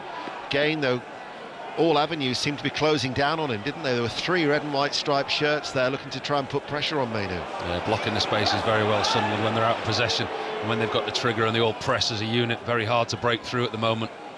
Mainu, a layoff by Fernandes goes straight to Hume. His forward ball to Lefay. First touch takes it away from Mainu. Filling in for the absence of Luke Shaw. Free kick given away, and that's in a safe area of the field. It's just over the halfway line. Free kick to Sunderland. Bruno Fernandes has got his grumpy head on, hasn't he? He's going round, he's throwing his arms in the air, he's moaning at the referee, and that just gives you an indication of how Manchester United have struggled to get into this game. Sunderland have been excellent from the first whistle, but they just haven't managed to make anything of their possession. It's actually Fulham-Bournemouth that is live on Sports Extra. My apologies. The various permutations over the last 2 weeks, I'd like to think I haven't got anything wrong, and then when it's nice and simple... Compared to a normal Saturday, you've got nothing to do and you got that wrong. I know. Complacency set in, Paul. Sunderland are attacking far side. Both Fulham and Bournemouth are looking for European qualification. The cross hangs in that right-hand side. Alderete heads it forward. Brobby tries to give it back towards the central defender. This is Mukiele, he's going to shoot from distance. It was blocked, and then he slipped as the ball came back to him. It couldn't get the second shot away, but then as Mason Mount has tried to spread play out towards Ahmad, just to give you an indication of the desire levels, Brobby just threw himself into the challenge from behind him. They've worked so hard off the ball, Sunderland. Attitude and application from Sunderland has been absolutely outstanding. Once again, they've fallen short in the final third with creating chances and really troubling the Manchester United goalkeeper, but they've worked so hard all over the pitch to win the ball back. Just over 6 minutes to go to the break. Manchester United take a quick free kick, and they find Fernandes, man over Shaw on the left-hand side. Shaw now delivers the cross. Xerxes goes for the first time effort. 2 Sunderland players beat him to it. We'll get an update again in the Rugby Union. Chris Jones at Welford Road. Leicester back ahead. Ollie Hassel-Collins, no room to work in, but he managed to fend off Furbank to score. O'Connor with a neat conversion. Almost half an hour gone. Leicester 12, Northampton 5. They've worked very hard to try and limit Manchester United, haven't they? And they've succeeded. Yeah, they've closed the space down, and nobody epitomises that more than Granit Xhaka. He was the one there that slid across his own central defender and Joshua Xerxes to cut out that ball, the cross ball from Luke Shaw. Worked extremely hard, but he works very clever, Granit Xhaka, in the areas of the pitch where he knows he's going to be the most effective for his team. Still Sunderland 0, Manchester United 0. 5 minutes to go to the break. BBC Radio 5 live in the World Service. We'll have commentary after Sports Report from the Etihad. Manchester City against Brentford. 5:30 kick-off with Alistair Bruce Ball and Michael Brown as Mazraoui back towards Lamans. One touch inside his 6-yard area and to clear it out of play towards Shaw, but his first touch almost gave Hume to get in there, and he had to quickly pass it back to Martinez. And also in Manchester tonight on 5 Live, one of the biggest fights of the year takes place. Fabio Wardley, who's from Ipswich, against Daniel Dubois from South London. The WBO heavyweight belt is on the line. The undercard will be on Sports Extra from 7. It'll be live on BBC Radio 5 Live from around 10 o'clock as Manchester United in the Sunderland half are awarded a free kick. It's going to be a great fight to listen to that, it really is. I think I saw something today that both fighters have got a record of about 95% knockouts, and I watched the press conference and they promised to do it to each other, so it could be quite good. Well, you'll be able to hear it on 5 Live, as Paul says, from 10. Here is Mazraoui. Ahmad just in from the right touchline, midway through the Sunderland half. Mainu now just going back now towards the halfway line of Manchester United, and now it is with Martinez left of the centre circle, and Martinez will go further back towards Maguire, who's just been sent off at Craven Cottage. Aaron Paul. It's Ryan Christie, the Bournemouth midfielder, for a naughty challenge on Timothy Castagna. He's gone right down the back of him. It's an Achilles challenge, and I'll tell you what, it looked horrible off first glance, and then the referee, after dishing out a yellow, was advised to go to the monitor. He's upgraded it to a red, and so Bournemouth are down to 10 men here. Fulham 0, Bournemouth 0. Bournemouth, who are unbeaten in 16 games. They were 6th in the table at the start of play with 52 points. That was what I was saying at the start of the game. 5 points separate Bournemouth all the way down to Sunderland in 12th, as Hibs have got a third goal at Falkirk. Falkirk 0, Hibs 3. Mazraoui's committed himself too early. Bouncing ball towards Talbot as he skips away from his Moroccan teammate. Actually can't keep the ball in play as a result, and it goes out for a goal kick. 3.5 minutes to the break, 0-0. Yeah, once again, repeating myself, but Sunderland have been so good in the press. They've worked extremely hard all over the pitch. Regis Labrie couldn't ask for any more from his team. but the creativity that they lack in the final third has been apparent all season. I mean, you look at the goal scorers this season: Brobby 6, Isidore 5, Lefay 5. You know, nobody's in double figures for them yet, and you can see that they don't create that many chances. The voice of Paul Robinson on 5 Live as Alderetti's header will go through to Martinez and just clips it across to this near side to the right back, Mazraoui. But again, Sunderland are looking to try and put pressure on Manchester United. Mason Mount to Ahmad, who's backing into Reinildo, manages to lay it off towards Fernandez, running forward unmarked, and it's opening up on that far side, the left, but his switch of play strikes the body of Xhaka, and then there's that was an awkward slip by Roof. Roofs has just come along, and his legs, almost just from his knees, below his knees, have given way as his legs have parted. Just off the pitch, wasn't he? I mean, he was just shielding a ball out away from Zirkzee. He was chasing the ball through. I think the goalkeeper's foot's just slipped from under his feet. Thankfully for him, he looks like he's going to be okay. Stuart Atwell's given the corner kick. I actually think that's the right decision. I think it struck Xhaka. On the way through. On the way through I from Fernandez. The goalkeeper made the wrong decision to leave it. Not that he had much choice when he slipped over, but it did touch Xhaka and go out for a Manchester United corner. But as a result, Stuart Atwell is now getting dog's abuse from the Sunderland supporters. But I actually think, despite it was the hesitation and the delay, but he's made the right decision. Corner's taken short, back towards Ahmad. Ahmad now enters the penalty area, inside right channel. Onto his left foot, can't get a shooting opportunity. They're hounding him, and they forced him out of the penalty area. Excellent play by a combination of Siddiqui and Xhaka. Cunha towards Fernandez, infield, Mainu. Less than 30 yards out from goal. He goes further to his left for Shaw. Left-hand side of the penalty area for Maguire. Back towards Shaw. First time cross into the penalty area. Off the head of Reinildo. Picked up by Fernandez. Clips it back in. Zirkzee's there. Headed up by Alderetti. And Roofs, who's able to continue with the catch. 0-0. Frustrated at the far post, Harry Maguire. He's got his arms in the air. It was a ball lifted to the far post. He was crowded out by 3 Sunderland players, and he feels it was unfair. He's running back into position now in the ear of Stuart Atwell. Hertrauder turns, Mukiele at a standstill. Alderetti comes onto the ball, his central defensive partner, on that left-hand side of that duo at the heart of the Sunderland defence. Xhaka caught in possession by Mount. Fernandez early ball through to Zirkzee. Zirkzee drifts out towards the right corner of the area, delivers the cross, blocked by Mukiele, and then that will go behind for a corner kick to Manchester United inside the last 30 seconds. Been very ineffective, Zirkzee, hasn't he? I know Manchester United haven't created a lot or given him much service in the final third, but he's not really worked the channels. He's not tried to create himself any opportunities. Had one header that he really didn't manage to get any power into. And Ahmad is just sauntering across after picking up the ball himself to take this corner kick.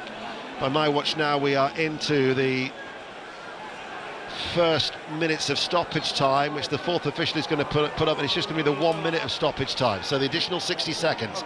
Ahmad with a corner kick, headed out by Lefay, drops towards Cunha, places it, strikes a Sunderland player, bit of a scramble inside the area, not fully away, but Xhaka bravely puts his head down and clears downfield.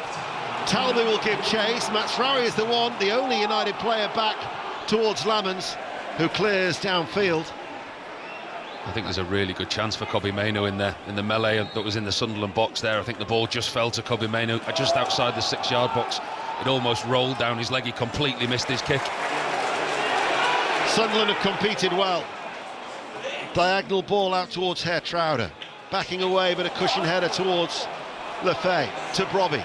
Midway through the Manchester United half. Out to the left-hand side. Talby enters the penalty area. Talby, the angle is tight. He wins a corner kick off the legs of Mazraoui. That's been a good contest between the two Moroccans. Yeah, been an avenue of joy for Sunderland down this left-hand side. Talby is quite a free roll. They play on this left-hand side. Talby in the middle. They've interchanged and they've drifted.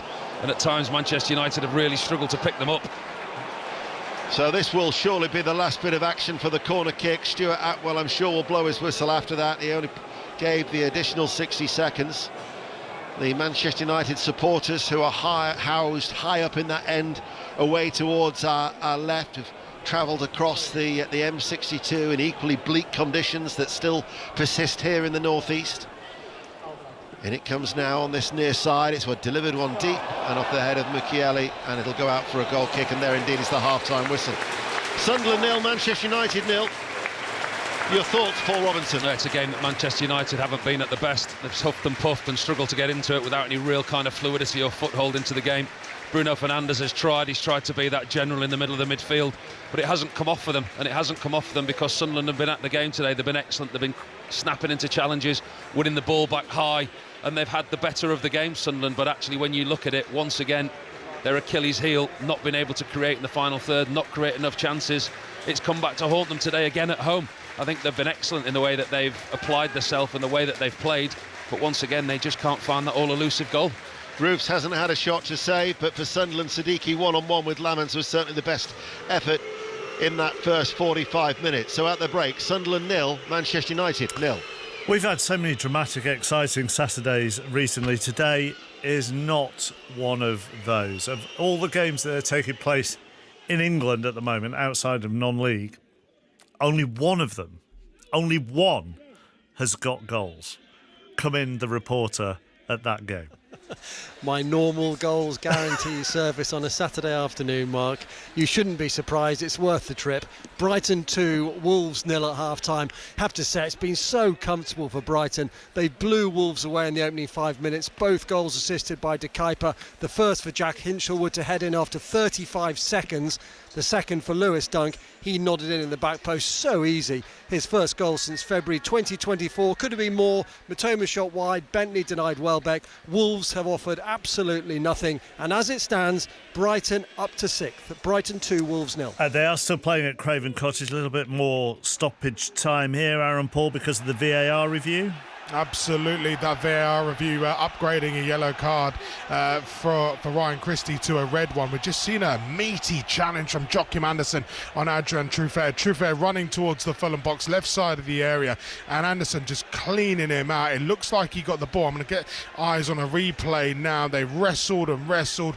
That was Castagna on another Bournemouth player, but Andersen just going straight down the middle through Truffert. It looks like a legal challenge. Bournemouth, of course, down to 10 men. As I mentioned, Ryan Christie with a nasty challenge on Timothy Castagna, going right into the Achilles of the Fulham fullback, and he was given his marching orders as Joachim Andersen gets himself a yellow card. Mark, this has largely been forgettable, this game. The first 40 minutes, I mean, I was convinced John Southwell isn't here, but he's stuck some sort of curse on it for me coming to the cottage this afternoon. Gorgeous weather, terrible football, limited opportunities. Emile Smith-Rowe with a couple for Fulham, but otherwise that has been pretty much it. As Truffaut's on the deck now, and it seems as though we're going to head past the 50th minute at Craven Cottage. Fulham 0, 10-man Bournemouth 0. They are having a VAR review of Anderson's challenge. I mean, he gets the ball, He then catches Truffert as he goes through. So, just seen that on the monitor here, Mark, and just in a close-up. I think it's the fact that he's gone in studs up effectively. We can see the pictures of the guys at Stotley Park, and he's going over to the monitor. Is the referee for the second time this afternoon to judge for serious foul play. We will potentially have another red card in this game. Andy Madley heading over to look at the monitor in front of the cavernous Riverside stand at Fulham, checking for a possible red card for that challenge by Joachim Andersen.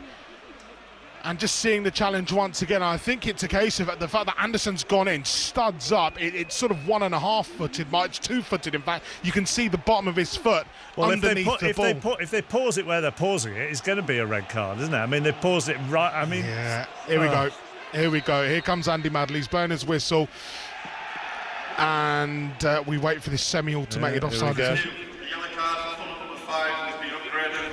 you go. 2 upgrades in one half. First up for Ryan Christie, now for Joachim Andersen, and both teams will go in with 10 men each. Incredible. VAR, quick in what it's doing, Mark, but 2 massive challenges mean that it will be Fulham 0, Bournemouth 0 at the break, both sides going in with 10 men each. I think I'd rather have 2 goals than 2 upgrades, but anyhow, goalless at Craven Cottage. Now, in the Championship playoff earlier, Middlesbrough 0, Southampton 0. Last night in the other semi-final, Hull 0, Millwall 0. The League One playoffs are underway. We are still waiting for a playoff goal. Angus Patterson.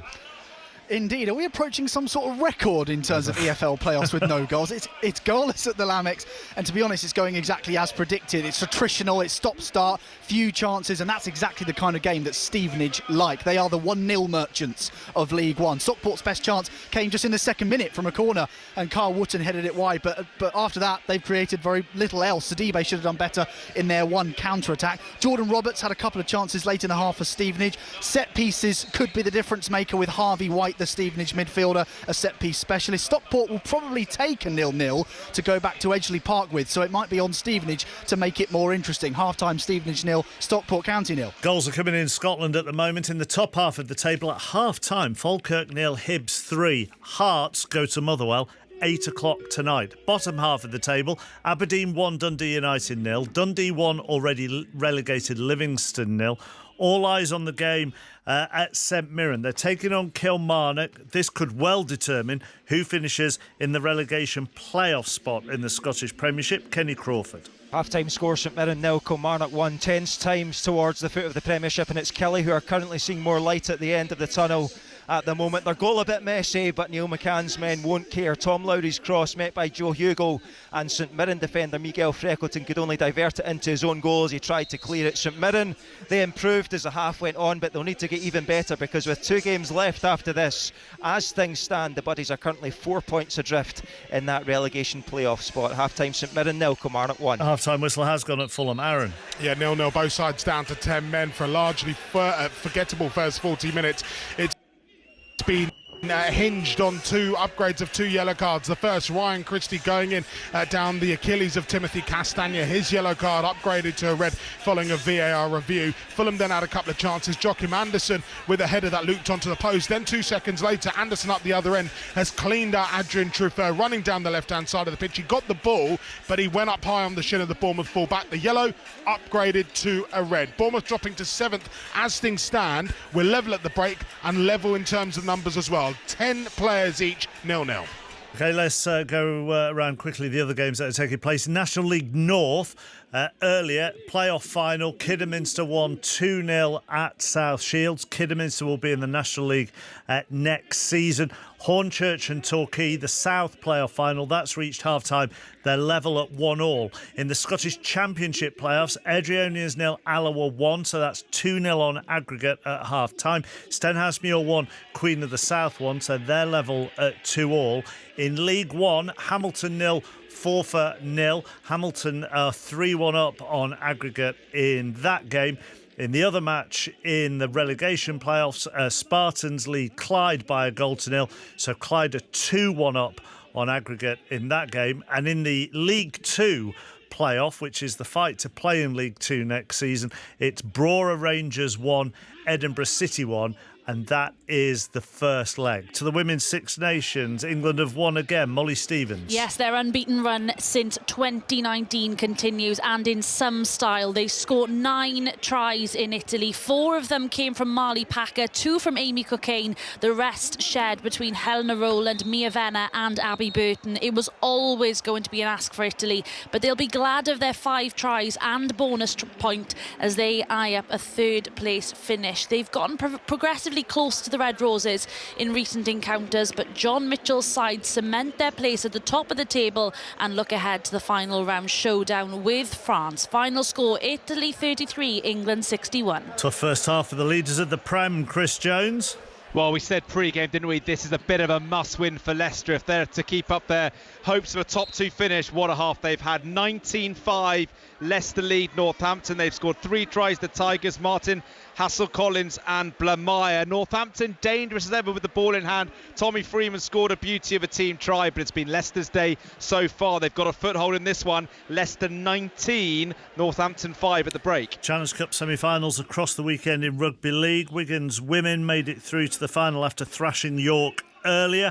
Wigan's men are on their way too. Ian Chisnell. 58 minutes gone. Saints chasing the game up, putting pressure on Wigan, but so far the men in black are defending for their lives. It's a drop out from under the sticks. They've not really had a good look at the line, Saints. That is testimony to Wigan's defence. St Helens 0, Wigan 22. 3 minutes to 4 o'clock. You're listening to BBC Radio 5 Live. Lisa McCormack has the news. The voice of the UK. This is BBC Radio 5 Live. Sir Keir Starmer is insisting he isn't going to walk away despite the heavy election losses for Labour.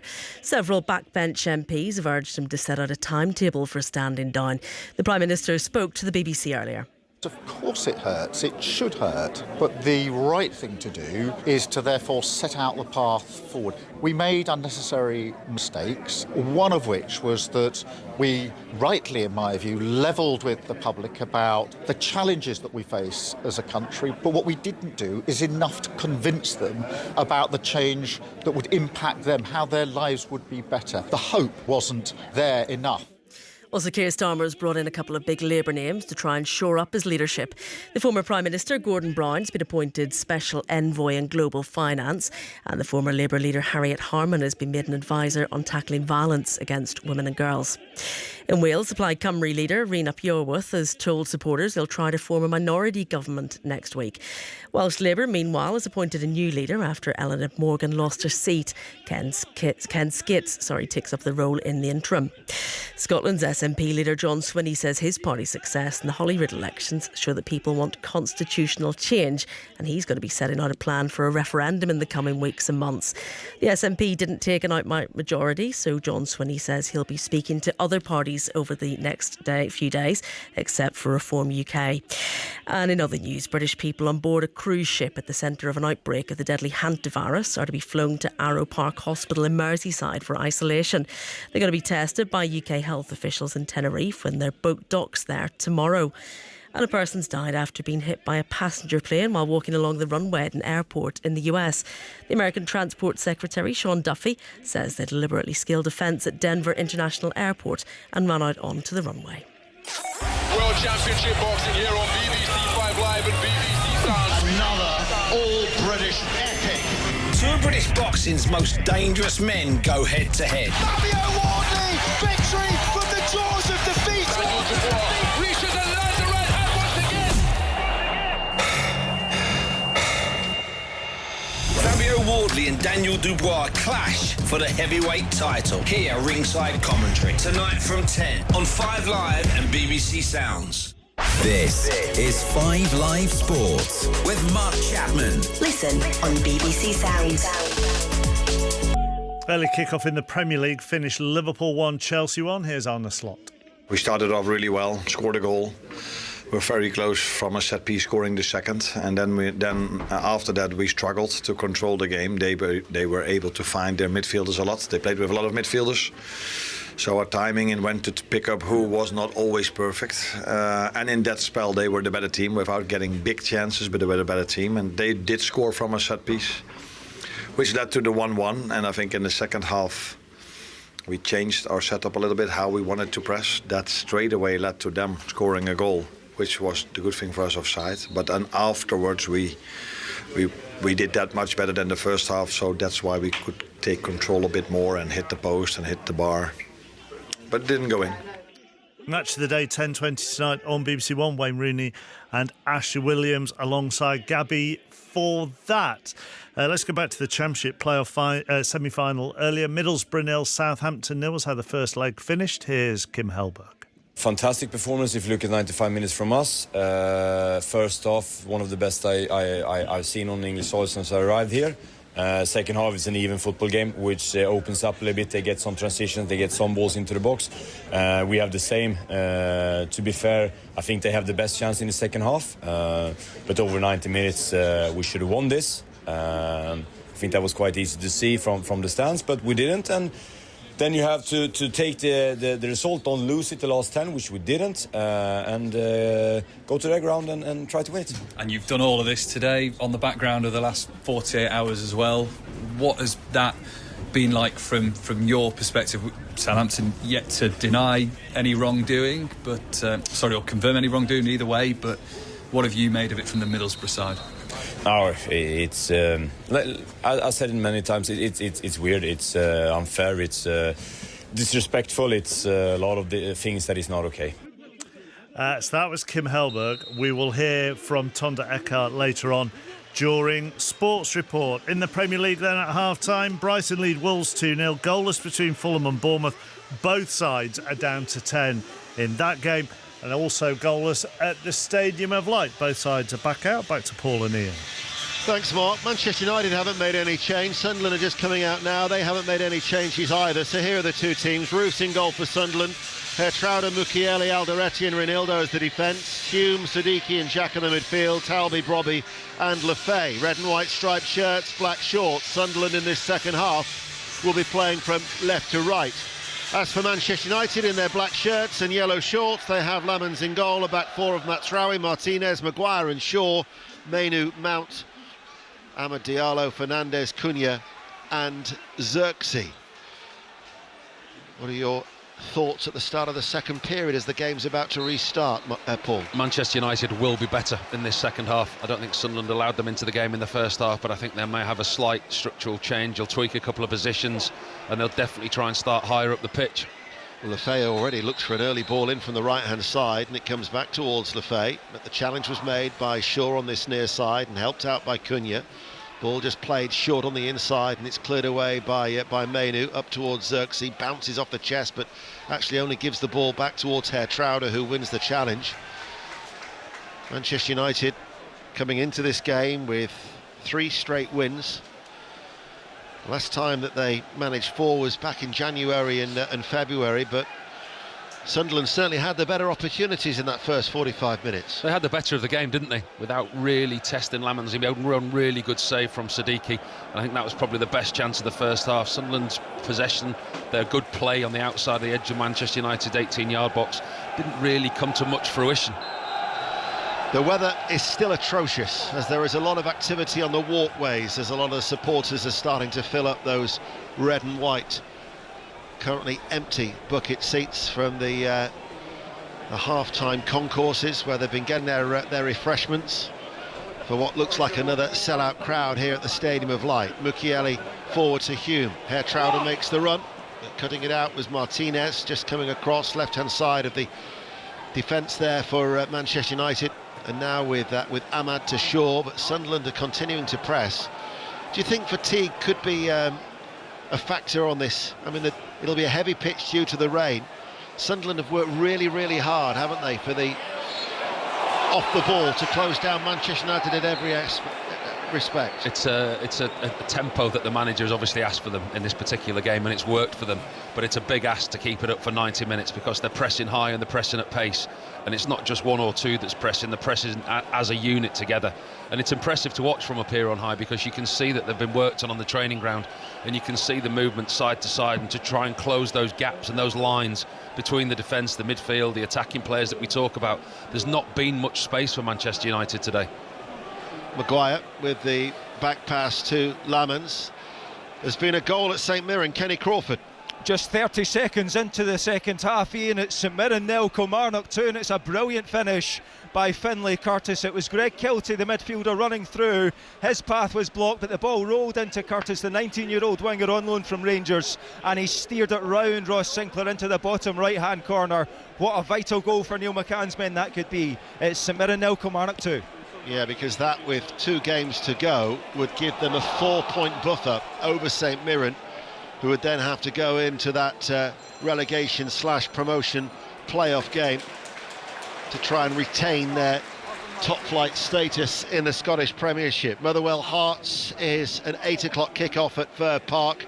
And a reminder, tomorrow we've got Celtic Rangers live from midday on BBC Radio 5 Live. Nottingham Forest Newcastle will be at 2. Burnley Aston Villa likewise, but on Sports Extra.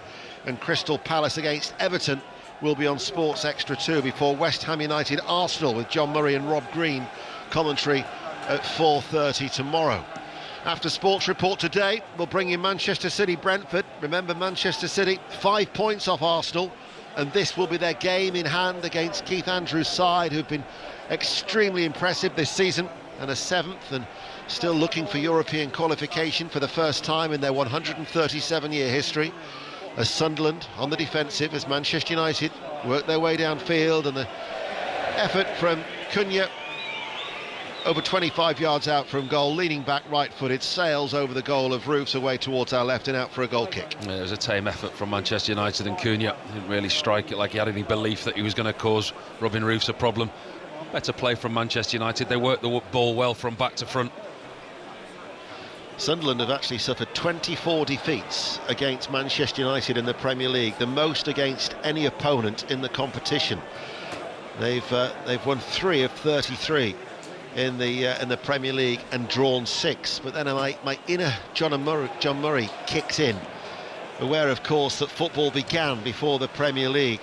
So in the Football League I checked back on the previous 33, where Sunderland had lost 13, drawn 14 and won 6. Getting under your skin, isn't he, with his before the Premier League? No, certainly got to you, hasn't it? I'm with him. we are aligned. It is. It's 100% true, though, isn't it? Football never started when the Premier League did, although sometimes it does feel like that, doesn't it? Yeah, no, we are aligned in that. Here is Mason Mount out towards Ahmed on the far side, 5 minutes into the second half. Here is Bruno Fernandes, plays the ball into the penalty area, and Cunha's effort blocked by Hair-Trauder, comes to Cunha out of the penalty area, left-hand side, back towards Shaw, low ball in, not too sure what Xerxes was looking to do. It goes to Mukiele, who clears. Aerial challenge that Xhaka tries to win against Ahmad. Loose ball picked up by the black shirts of Manchester United. Martinez turns swiftly. Mazraoui plays the ball to Fernandes, but runs away on this wet surface.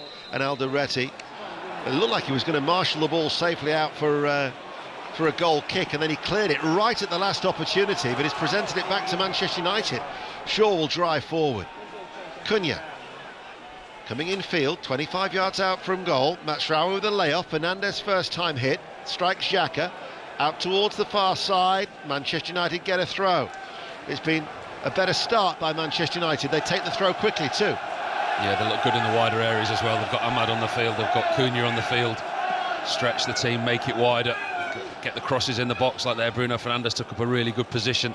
Cunha came in from the far post. It was a half a chance for Manchester United, but in the same way that Sunderland did in the first half to Manchester United are doing it to Sunderland now. They're struggling to get any type of possession, Sunderland.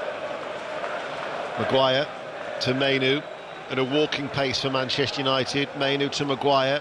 Martinez is to his left. Maguire, though, in the centre circle, will go the other way as Mason Mount finds Ahmad, shown on the outside by Reinildo. Infield now to Bruno Fernandes.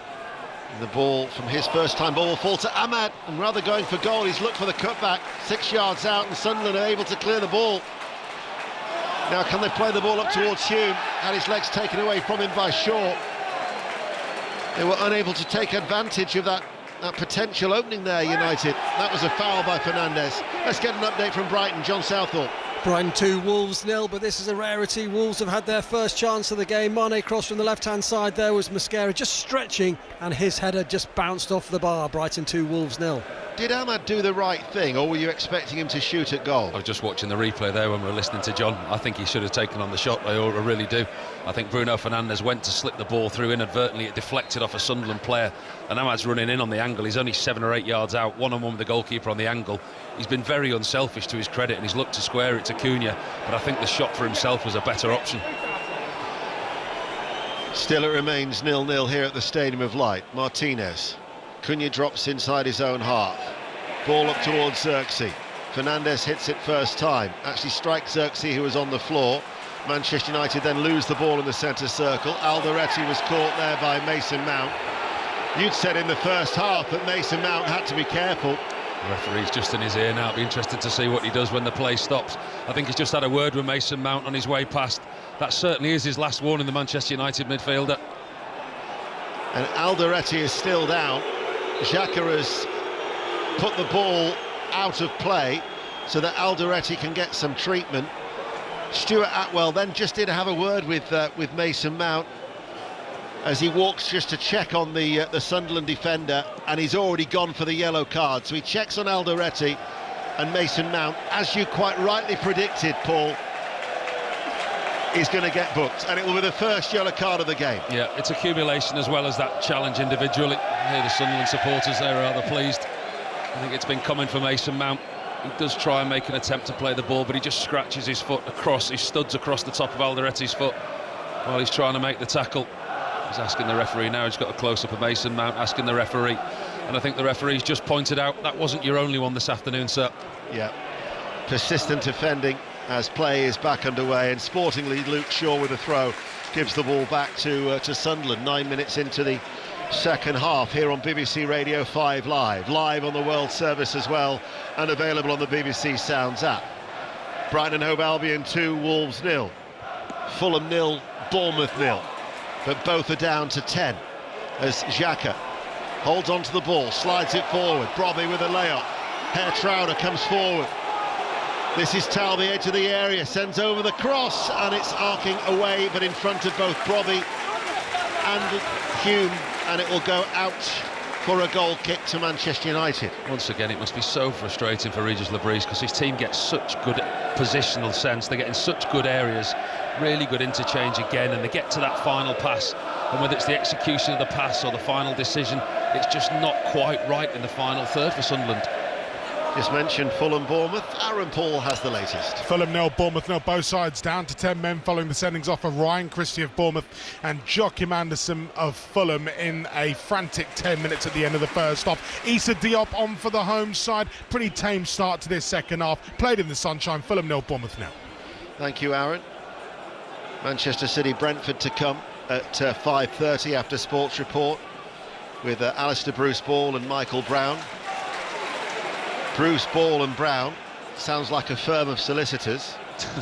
But if you went to go Bruce, Ball and Brown, I think that sounds like a comedy act. Doesn't sound like you'd trust either of them, would it? I know who I'd trust more. 11 minutes into the second half. 0-0, 5 live. Alderete for Sunderland. Red and white striped shirts, black shorts. Playing from left to right. Even some late stragglers are making their way back to their seats after what must have been a really hearty half-time refreshment snack on the concourse. Brobby makes the run in behind Shaw, the left back. Martinez goes with him, then Brobby plays it back to Herr Trauner. Short forward ball that Xhaka was wanting a little touch as well. Instead it goes the other way. Out to Reinildo, the left back. Talby's ahead of him, gives it back to Reinildo. Lefay tries to make himself available, keeping the ball, but still in that middle area of the field. And now it's with Lefay to Xhaka. Opens up now to Herr Trauner, who once again keeps dropping into that inverted role. And now out to Talby with pace, comes in off the left touchline to Herr Trauner. Just stepping forward at the right time was Mainu with the interception. But then Xerxes is dropped short and the ball is chipped forward and they give the ball away. He's so passive, Xerxes. I mean, he's been very, very ineffective today. Manchester United almost have no out ball. Once again there, they win possession.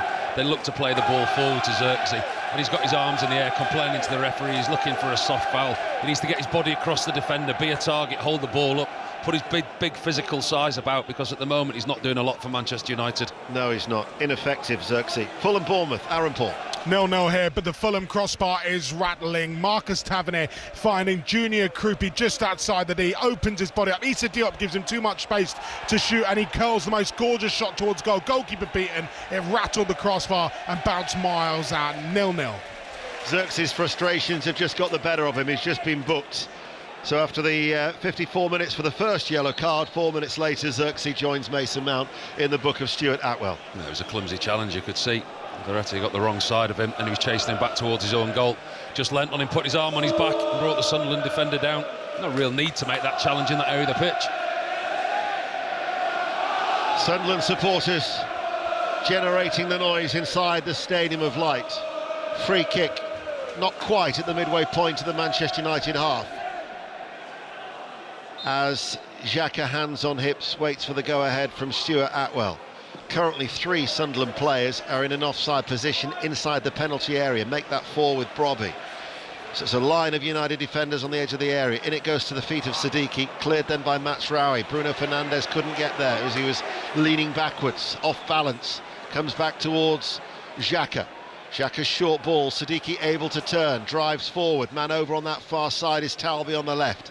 Level with the penalty area, goes towards the byline, cuts inside now, in comes the corner. Goal at Fulham, Aaron Paul. Deadlock broken, it's a star boy for Bournemouth, Rayan, left-footed, edge of the area. He's drilled it in towards goal, looking to see if it took a deflection. No, it's just an awkward bounce that took it past Leno. Fulham 0, Bournemouth 1. That would take them to within 3 points of Aston Villa, who play tomorrow. Europa League finalists Aston Villa, who are at Burnley. Commentary of that on Sports Extra from 2 tomorrow afternoon. Corner kick for Sunderland on the left, taken short. Back towards Lefay, clips it long, in towards the far post. Actually came off the head of Mazraoui. And actually, the U's and the R's will tell you that was close to being an own goal, as it drops over the top for a corner. Not sure he knew what he was doing there, Mazraoui. The ball came over, he was unsighted, and it looked like he tried to flick his head to divert the ball away from the 6-yard box. Actually, it catches the wrong side of his head and goes over his own crossbar. So a corner kick for Sunderland, still its goalless on Weir side. Xhaka gets it back, it's an in-swinger, patted down by Lamens. Team news from Manchester City, Ali Bruce-Ball. Well, we're in must-win territory for Manchester City now in the title race. 2 changes from the 3-3 draw at Everton. Ake and Reinders in for Husanoff and Gonzalez. Still no Rodri there. Ruben Dias is back on the bench. Brentford 2 changes from the 3-0 win over West 5, with Keane, Lewis, Potter pushed a little further forward. And as John Murray described him yesterday on the Commentators View podcast that you can pick up on the 5 Live Football Daily feed, the naughty Michael Brown is with Ali for commentary at 5:30. John's words, not mine. Here is Mainu. Had to quickly get that out from his feet because to Maguire. Sunderland with everybody back behind the ball. Here is Bruno Fernandes to Xerxes. Xerxes gives it away to Alderete. And now picked up by Siddiqui midway through his own half. He looks for the run of Talby ahead of him, but Maguire will cover for Mazraoui. Back pass, and Lamens passes the ball out towards Lamens as a seagull sweeps low into our eye line here at the Stadium of Light. Ball up towards Xerxes. Again, it's struggling to stick with him, but he manages to prod it out towards Ahmad, who runs at pace and away from one challenge. Was he fouled by Ronaldo? The referee says no, and Sunderland will tidy up at the back. Chris Jones watching Leicester Northampton. Well, Leicester have scored a 4th try, a bonus point. They're playing rugby from the gods. Beautiful try as well. Jack Van Porthley, classy touch with the left boot. Adam Radwan under the post. They're pressing again. Saints are down a man. It's a rout at this rate. Leicester 29, Northampton 5. Commentary continues live on Sports Extra 3. Xhaka encouraged to shoot, does so. Left-footed, 25 yards out from goal. Always on the rise and always veering away off target. As the referee is just having a conversation with Bruno Fernandes, who I'd imagine he's complaining about why they didn't get a free kick earlier. He's been complaining all game, Bruno, hasn't he? It's been one of them games for him. Nothing's really gone right for him or Manchester United. Possession-wise, actually still in and around the referee. He's moaned about everything nearly this afternoon, Bruno Fernandes. He's such an integral part of this team, isn't he? Would you expect your former Tottenham and England teammate Michael Carrick to get the job on a full-time basis, Paul? I think he has had one excellent audition. I don't think he could have done any more, and I think he would be very, very disappointed, and I think there'll be a lot of surprises if he didn't get the job. There's going to be a lot of top-class managers out there and available in the summer which may go against him, but I think for Manchester United, whoever they appoint next, if it doesn't work, the question will always be, you had the man in the first place. Lefay looks for Brobby in the area, excellent save by Lamens. Really did open up for him. It was a left-footed shot, and Lamens diving away to his right made the two-handed save. It's a brilliant save from Lamens, it really is. Good play again from Sunderland, and it's that man Brobby who rolls his defender. It's scrappy play, but they get possession back, Sunderland, in the end, and he rolls Harry Maguire, I think it is, looking at it now, and the ball comes to Brobby. It's all of his own making. He lets the ball run across him on his left foot. He's 12 yards out, level with the penalty spot, almost one-on-one with the goalkeeper. It's a brilliant save, but he has to score. That's the reason there, exactly why he's only got 6 goals this season. He has to score. He's just gone down off the ball there with Martinez, writhing around at the moment. Referee Stuart Hadwell has had a good look at it, but he's had to stop play because he's holding his face. Lamens with the save. It's the second most important save that he's made today. 2 most good saves. He kept out Siddiqui early on. Sunderland still drawing 0-0 with Manchester United. Stoppage in play due to Brobby. Of course, it'll be looked at by VAR. Brighton Wolves, John Southall. Brighton 2, Wolves 0, but Brighton player Kara Matoma's just hobbled off. He brought down a long ball straight away, grabbed his left hamstring, so that could be a real blow for Brighton into the final 2 games of the season, but he has been really influential of late. Brighton 2, Wolves 0.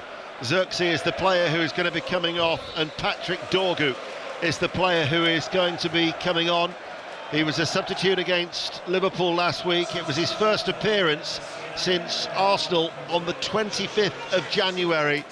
But no surprise to see Xerxes make way. No, he's been a passenger today, Xerxes. He's offered absolutely nothing for this Manchester United side. Every time they've got possession, they've looked for the out ball, they've looked for a front man. Hasn't really worked the channel, it's not really covered a lot of ground. And that tells you a lot that he's bringing Dorgu on to replace him. That means Cunha will go as a centre forward.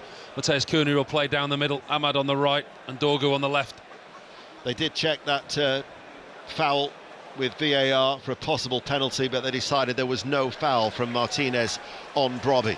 As Siddiqui wins the ball for Sunderland, Xhaka plays it earlier, taken on the chest by Lefay, turns, looks towards Brobby, cut out by Maguire. They tried to get it back to the feet of Brobby, but there was an opportunity for Martinez, but Dorgu took a little while to get involved in the action, and then Herr Trauder, with a bit of cheerleading, whips up the crowd as he prepares to take a throw on this near side the right. 65 minutes played, still in the wet conditions, 0-0. Do you know, Brobby is a really good player. He's a nice player to watch. If he could just add more goals to his game. He's a real old-fashioned centre-forward. He doesn't mind a battle. He's having a battle with Maguire and Martinez all afternoon. He's had two really good opportunities. The second one that he's just had there was the best. And it's a brilliant save, but again, he should score. He works so hard for his team and he runs the channels. He just needs to add more goals to his game. Well, in his second spell at Ajax, he scored 48 goals in 135 appearances. He initially had scored 6 in his first 19 before he went to RB Leipzig. But as Paul says, 6 goals so far today, and it's his 30th appearance since he arrived in England. We're approaching the midway point of the second half, and it remains 0-0 between these two. Liverpool earlier, 1-1 at home to Chelsea. Middlesbrough 0, Southampton 0 in the Championship playoff semi-final. There's been no goals in the League One playoff semi-final between Stevenage and Stockport County. Bolton Wanderers and Bradford City will compete at 8 o'clock tonight in the other semi-final. And the significant scoreline in the Scottish Premiership is St Mirren 0, Kilmarnock 2. So Kilmarnock will go 4 points clear of St Mirren. From one Saint to another, Ian Chisnell. The try of the match has just been scored by the man of the match, young Jack Farriman, dancing off either foot from 15 yards straight under the post. Harry Smith with the extras. This has been a rout. St Helens 0, Wigan 28. Commentary Sports Extra 2. Midway through the second half then here on BBC Radio 5 Live, here is Hume dropping back inside his own half on this near side, the right. Ball cut out by Mainu, quickly won back by Lefay. Lefay shrugs off the challenge of Cunha, plays it back, helped out by Herr Trauder. Sunderland too sharp. Yeah, look at Bruno Fernandes again, his body language, head side to side. He's really frustrated, he's not getting the rub of the green at all today. Ball downfield. This is an opportunity for Sunderland with Siddiqui. Back to Ronaldo on that left-hand side, back to Alderete. Because of their first-time exits from the domestic cup competitions at the first hurdle for the first time since 1981 and 82, only going to be a 40-game season for Manchester United, as the ball with them now is towards Ahmad, and Ahmad enters the area back towards Cunha, pulls it back towards Mason Mount, couldn't take it in his stride, falls to Mazraoui. Manchester United though keep it alive with Fernandes, out towards Ahmad level of the penalty area. Ahmad back towards Fernandes. Fernandes, short ball, interception with Sunderland. Lefay. Talby streaking away down the left if Xhaka can pick him out. Xhaka couldn't see the run of the Moroccan. Everybody else, certainly we could from our vantage point. He's in so much space, wasn't he? It was him and Brobby and Maguire and Martinez. It was a 2-on-2. Maguire and Martinez were taken up with Brobby, and he was completely clear on his own on the left-hand side, Lefay. But unusual, Xhaka didn't see a pass. The last time that Manchester United played or had a 40-game season was the fewest that they played was 1914-15. They had a change of manager that season too. Jack Robson replaced by John Bentley. But a change of voice on 5 Live now, because here's Chris Jones. Leicester 34, Northampton 5. It is a dream scoreline for the Tigers, who really needed to win today to keep up their hopes of a top 2. They've rolled them all. Blaumeyer's scored. It is all kicking off here, Ian. 2 Saints in the sin bin, 1 player for Tigers as well, but the scoreline is resoundingly to the home side. Leicester 34, Northampton 5, 12 minutes into the second half. Commentary on Sports Extra 3. Kilmarnock have got a third goal at St Mirren. St Mirren 0, Kilmarnock 3. Mazraoui forward for Manchester United. Short diagonal ball. Fernandez gives it back to Ahmad. Whips over the cross. Bounces off the left knee of Fernandez and out for a goal kick. So let's get news of that goal for Killy from Kenny. It's another one for Finlay Curtis. It's another one for Kilmarnock. St Mirren 0, Kilmarnock 3. An almost identical copy, Ian, of his first goal in this game, which made it 2-0. Tom Lowry this time, the former Crew midfielder, poking it to him on the left-hand side of the box, and he stepped onto it, the 19-year-old, side-footed it and put it round Ross Sinclair into the bottom right-hand corner. St Mirren 0, Kilmarnock 3. What have you made of the body language of Bruno Fernandes today? You just caught me watching the replay again, haven't you? He's got his grumpy head on today, hasn't he? All our listeners will know when he has these type of games. We know the brilliance that he's got, but he gets frustrated so easily, and he's having one of them afternoons. Talby picks up the ball and drives at Maguire. Maguire stops his run, slips, gets himself back to his feet and gives it to Mazraoui. Mazraoui, though, never in control of the ball, and Siddiqui dispossesses him. Here is Xhaka over the halfway line, left of the centre circle. Herr Trauder collects this ball along the ground and runs forward on this near side, the right. 19 minutes to go, 0-0, 5 live. Herr Trauder towards Brobby, lay off to Herr Trauder, hits the post. Hit it first time as he actually lost his balance. He did well to get the left-footed shot away. The goalkeeper was beaten, hits the base of the left-hand post, in comes the cross from the left, and nobody's there inside the area other than Brobby. What a let-off for Manchester United. Still the pressure remains. Xhaka, laid off by Siddiqui. Lefay chips it into the box, headed out by Shaw. Talby is there, back towards Lefay. They're appealing for a penalty. Stuart Atwell again says no. Never a penalty, but what a great chance that was for Sunderland. The width of the post has kept Manchester United in this game. For the first time, Lamans was beaten. Once again, it's Brobby. It's brilliant centre-forward play. He backs into the central defenders and he lays it back to Herr Trauder, who, as you said, he hit it just as he was falling over, around the goalkeeper, left-footed, inside of his foot, so there's an arc on the ball. Looked like it was curling into that far post. Smacks the post full in the middle and comes back out. Here is Mainu in the centre circle. The Dutch defender, who's on a season-long loan from RB Leipzig, is yet to score for Sunderland. That would have certainly got everybody to their feet had he beaten Lamens, who could only just watch it. Oh, he's beaten. The goalkeeper was down. He was down on one knee, and it's a horrible feeling as a goalkeeper, believe me, when you know it's beaten you and you just hope it's beaten the goal as well. We will bring you as much live reaction as we can from the tunnel here at the Stadium of Light with Sports Report and Mark Chapman, the results and the reaction to come between 5 and 5:30. And then Manchester City against Brentford as the Sunderland pick the ball up. Now there's a break and it's Hume. It's 3 against 3, but his ball towards Brobby didn't have the legs, and Maguire was easily able to clear that ball away for Manchester United. Xhaka rolls away from Cunha. Cunha, once he loses the ball, looks to the United bench and just stops playing. So frustrating from a Sunderland fans and manager's point of view. They get in such great areas, they really do. Can't put the finishing touches on anything. Dundee have got a second goal against relegated Livingston, 2-0. Mukiele is forward here for Sunderland. Hume to his right. Fernandez with the foul, and much to the annoyance of the Manchester United captain, Stuart Atwell gives this direct free kick. We'll quickly squeeze in a full time from Ian Chisnell. Wigan's 4 first-half tries won this game. Late ones from Kieran, and the man of the match, Jack Ferryman, put the icing on the cake. It finished St Helens 0, Wigan 32. Manchester United are going to be making another change, and Bumo is going to be coming on. They also, I think there's activity on the Sunderland bench as well. They've created the better chances than Sunderland. They've hit the post, and Lamens has made 2 important saves. So this free kick is 25 yards out. It's right of centre. There are 2 in the wall, which is Fernandez and Cunha. Xhaka, if he wants to whip it goalwards, it is Xhaka. He clips it in now. Flick header doesn't really quite come off from Brobby, and actually comes back to where it came from on this near side. It will go out for a Manchester United throw. Tries to glance it with the side of his head, Brobby, but he gets it all wrong, and he heads it straight back to where the free kick came from. Completely unmarked again, Brian Brobby, inside the Manchester United 18-yard box. Good delivery from Xhaka. And the player who's going to be going off is Ahmad. And the Sunderland supporters, in recognition of his time here 3 years ago, give him a standing ovation. Ahmad is replaced by Mbeumo, as we will go to Broadhall Way, that League One playoff semi-final. Angus Patterson.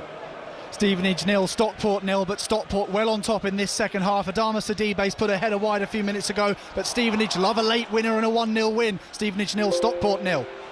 Certainly scored late to secure their playoffs position in the playoffs. Sunderland's change is going to be Angulo, who's going to be coming on, and that'll be for Talby. So that will be a wide player for a wide player. Meanwhile, Dorgo will give chase, picks it up on this near side, but the cross that comes in from the left was blocked by Mukiele and goes behind for a Manchester United corner kick. Less than 15 minutes remain. Still Sunderland 0, Manchester United 0. Yeah, both managers now. 15 minutes to go, looking towards the benches, making the changes. And Mbeumo's come on for Manchester United, but Michael Carrick hasn't changed the shape. Cunha will still play down the middle. Dorgo on the left and Mbeumo on the right-hand side. He'll look to cut in with his left foot. Since his first game on the 17th of January, Michael Carrick, former Middlesbrough manager, of course. Manchester United have won more points than any other side with 32. With 14 minutes remaining, they're looking to keep their winning run going. It's a corner kick that Bruno Fernandes is going to take, being serenaded by the away supporters high up in the gods at that end of the field. In comes the corner, Roof's under pressure towards the far post. Hasn't been properly dealt with by Sunderland. Goes out only as far as Fernandes. He instructs Shaw to go on the overlap. He plays it in towards Shaw, plays it in low, cleared away by Brobby, deep inside his own penalty area. This now is Cunha, takes a deflection. Ronaldo tucked in, heads it away, and Mbeumo brings it under control. 13 and a half minutes remaining. Still 0-0 at the Stadium of Light. Mazraoui to Mainu. Probably the most sustained spell of possession that Manchester United have had in this second period, as Angulo waits to come on. Down the line it goes on this near side, the left, towards Dorgu from Fernandes. Back to the Manchester United captain. Looks up, delivers a diagonal, right-footed cross. Alderete heads it away. And Mbeumo will be beaten to the ball by Brobby, and Brobby passes the ball back to Reinildo, and Alderete and he exchange passes on the edge of their own penalty area. Siddiqui to Reinildo, they've worked it well. Siddiqui now midway through his own half, closed down by the Manchester United players, but Sunderland keeping the ball well, and now Xhaka can run forward. Fernandes thought he was going to go back. Xhaka, with the awareness, was always going forward. Siddiqui, far side. I just wonder who, if anybody, will pop up with a late goal here, Paul. Well, it's either going to be a piece of brilliance or a mistake, you feel. I mean, it's been a very tightly fought game. Sunderland have certainly had the better chances, but most of the game's been played in this middle third. Possession has been at a premium at times. Neither side have had any really longer spells of possession. Sunderland's certainly the most creative with the better chances. Been really impressed with Brian Brobby. Enjoyed watching him, his all-round work rate, his all-round game, and he gets himself in some excellent positions. Falkirk 1, Hibs 3, so Falkirk have got a goal back in the Scottish Premiership. Still Angulo waits to come on. Our producer Gary Flintoff will be very soon starting his descent high up in the gods here down towards the tunnel. It will take him that long to be there for 5 o'clock. So starting his descent, what flight path is he on, going past Teesside? In readiness to try and bring you some live reaction with Mark Chapman in Sports Report, as Talby's going to come off, getting a good ovation. He's done well today, Talby. The interchange that he's had, those three in behind Brobby, they've caused problems. He's been a big part of that, linked up well on the left-hand side with Lefay. So Nilson Angulo, with his dyed hair, the Ecuadorian international, comes on for just his 7th appearance after he was signed in February for £17.5 million from Anderlecht on a 4.5-year deal. Just over 10 minutes remain then on 5 Live in the World Service. Shaw back to Martinez. One thing that's been really impressive with Sunderland this season, yes, their performances, but actually the recruitment, the way that the players that they brought in, and the amount of players that they've brought in, and the way the manager's been able to, get a tune and gel them all together on a weekly basis so quickly. And let's not forget the amount of players that they lost for AFCON as well, and they managed to keep going in that time. I think they lost the highest number of players, didn't they, in the Premier League during the African Cup of Nations. Mukiele across to Reinildo, back with Alderete at the heart of the Sunderland defence, and he plays the ball forward towards Angulo, but it's easily cut out by the Moroccan Mazraoui. Back to Craven Cottage, Aaron Paul. Fulham's best chance in the second half. Fulham 0, Bournemouth 1. Kevin on his left foot, chopping onto his right and able to swing a shot in off the left-hand side, which was beaten over the bar by Jordan Petrovic. The home side hunting for opportunities. Oscar Bobber's had a decent one, but they're behind. Fulham 0, Bournemouth 1. As I say, commentary to come at 5:30, Manchester City against Brentford. And then later in Manchester, the undercard for the fight night will be on Sports Extra from 7. But that big clash between Fabio Wardley and Daniel Dubois will be live on 5 Live from 10. Celtic Rangers tomorrow at midday. Nottingham Forest Newcastle at 2. West Ham Arsenal at 4:30. The commentary's on 5 Live with Burnley Villa Sports Extra, Palace Everton on Sports Extra 2.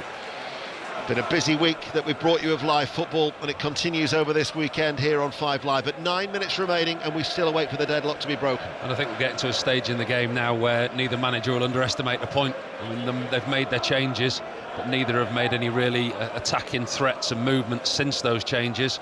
A clean sheet and a point, in all honesty. I'm not so sure either manager would be disappointed, but here comes Man Utd. And it's Mbumo trying to force his way in between two Sunderland players, but out-muscled by that combination of Reinildo and Alderete. And then Roof's touch was an extremely heavy one. And I thought that Dorgo was going to take it off his toes, 8 yards out from goal. Roofs has been tripped. It'll be a free kick to Sunderland. Yeah, I think the goalkeeper thought he was going to take it off his toes as well. He was up back on his right foot, and his first touch was like a pass. The goalkeeper certainly went out of his vicinity, and then a flash. Dorgu was there. It was a poor challenge. He actually could have won the ball if it had just stepped in front of the goalkeeper, but he stretches his leg out in front of the goalkeeper, takes him down. He's back on his feet, and I think he fell rather awkwardly. He's wincing a little bit as he tells the Sunderland players to go downfield. Red and white striped shirts playing from left to right. 8 minutes to go of normal time.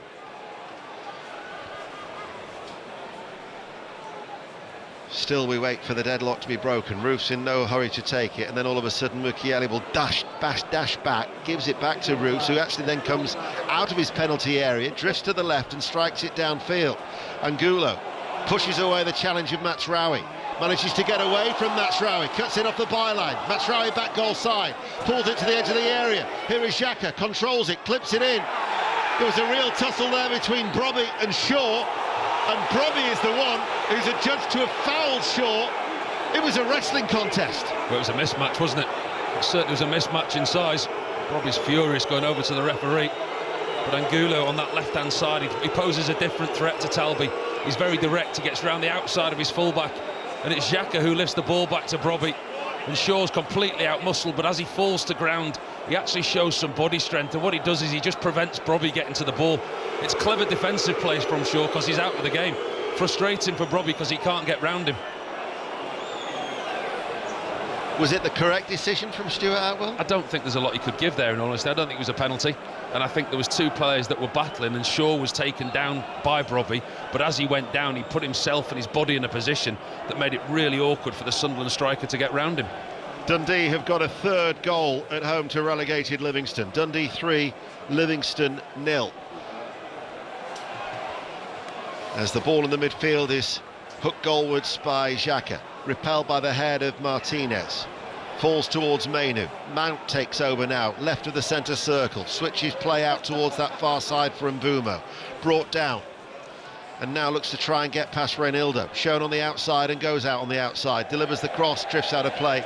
Oh, it doesn't drift out of play. Kept in by Fernandez. Fernandez pulls it back. Dorgu wasn't expecting the assistant on the far side is now flagged. Fernandes again is in the ear of Stuart Atwell. Much to Fernandes' disgust. It did take him a fair bit of time, the assistant on that far side. It did look from here, I mean, we're a long way back here at the top of the stand, but it was almost very clear that the ball was out of play. It will be a goal kick to Sunderland with 6 minutes remaining. Brighton and Hove Albion, with those 2 early goals, still lead Wolves by 2-0. Fulham 0, Bournemouth 1 is the latest score also in the Premier League. Both have had a man sent off. Aaron Paul. Bournemouth close to a second here. What a run this was by Rayan. Took 3 or 4 Fulham players on, went for the 5th. Castagna managed to get a leg on it. The goalkeeper miles out of position. Truffert went for goal. The shot blocked by Robinson. The Cherries so close to wrapping things up. Fulham 0, Bournemouth 1. Still looking for European football for next season, which would be a terrific achievement for Iraola before he departs the South Coast. This is Lefay, shoots from distance, always on the rise, right-footed, climbing off target, goal kick. Another goal at Brighton, John Southall. Brighton 3, Wolves 0. Yakubu Minter in the left of the penalty area turned his man and smashed it in at the near post. Europe possibly beckoning for Brighton. They lead Wolves by 3-0. Yeah, so as the league table currently stands, Bournemouth remain 6, 3 points behind Aston Villa. But for Brighton, they climb the position at the expense of Brentford, who are in action at Manchester City at 5:30. So, as it stands, those 2 positions would get European football, the Europa League in 6th and the Conference League in 7th. But there's a lot that could happen with the sides in European competition. Dale Johnson will explain it better than I ever can on the BBC Sport website if you want to have a look at that. But we will have at least 8 teams in Europe, English sides, but the maximum number can be 9. As Aberdeen still lead Dundee United by 1-0, but Dundee United are down to 10 men. Emmanuel Agai has been sent off at Pittodrie. 4 minutes remaining. Michael Carrick now having a word with the 4th official. Bruno Fernandes likewise with Stuart Atwell. Sunderland been awarded a free kick on the halfway line. Yeah, fouled by Patrick Dorgu on Try Hume. Try Hume was just looking like he was going to get away from Dorgu. To the frustration of Fernandes once again. I don't think he's left the referee's side this whole second half, Bruno Fernandes. The voice of Paul Robinson. Don't wish to make you feel old, but this time 20 years ago, you were thinking of the World Cup, weren't you? Going as England's #1 to Germany in 2006. That's right. And now I've got to go with you. I think you'll end up spending more time with John than you will with me. Here is Xhaka with a free kick, played forward.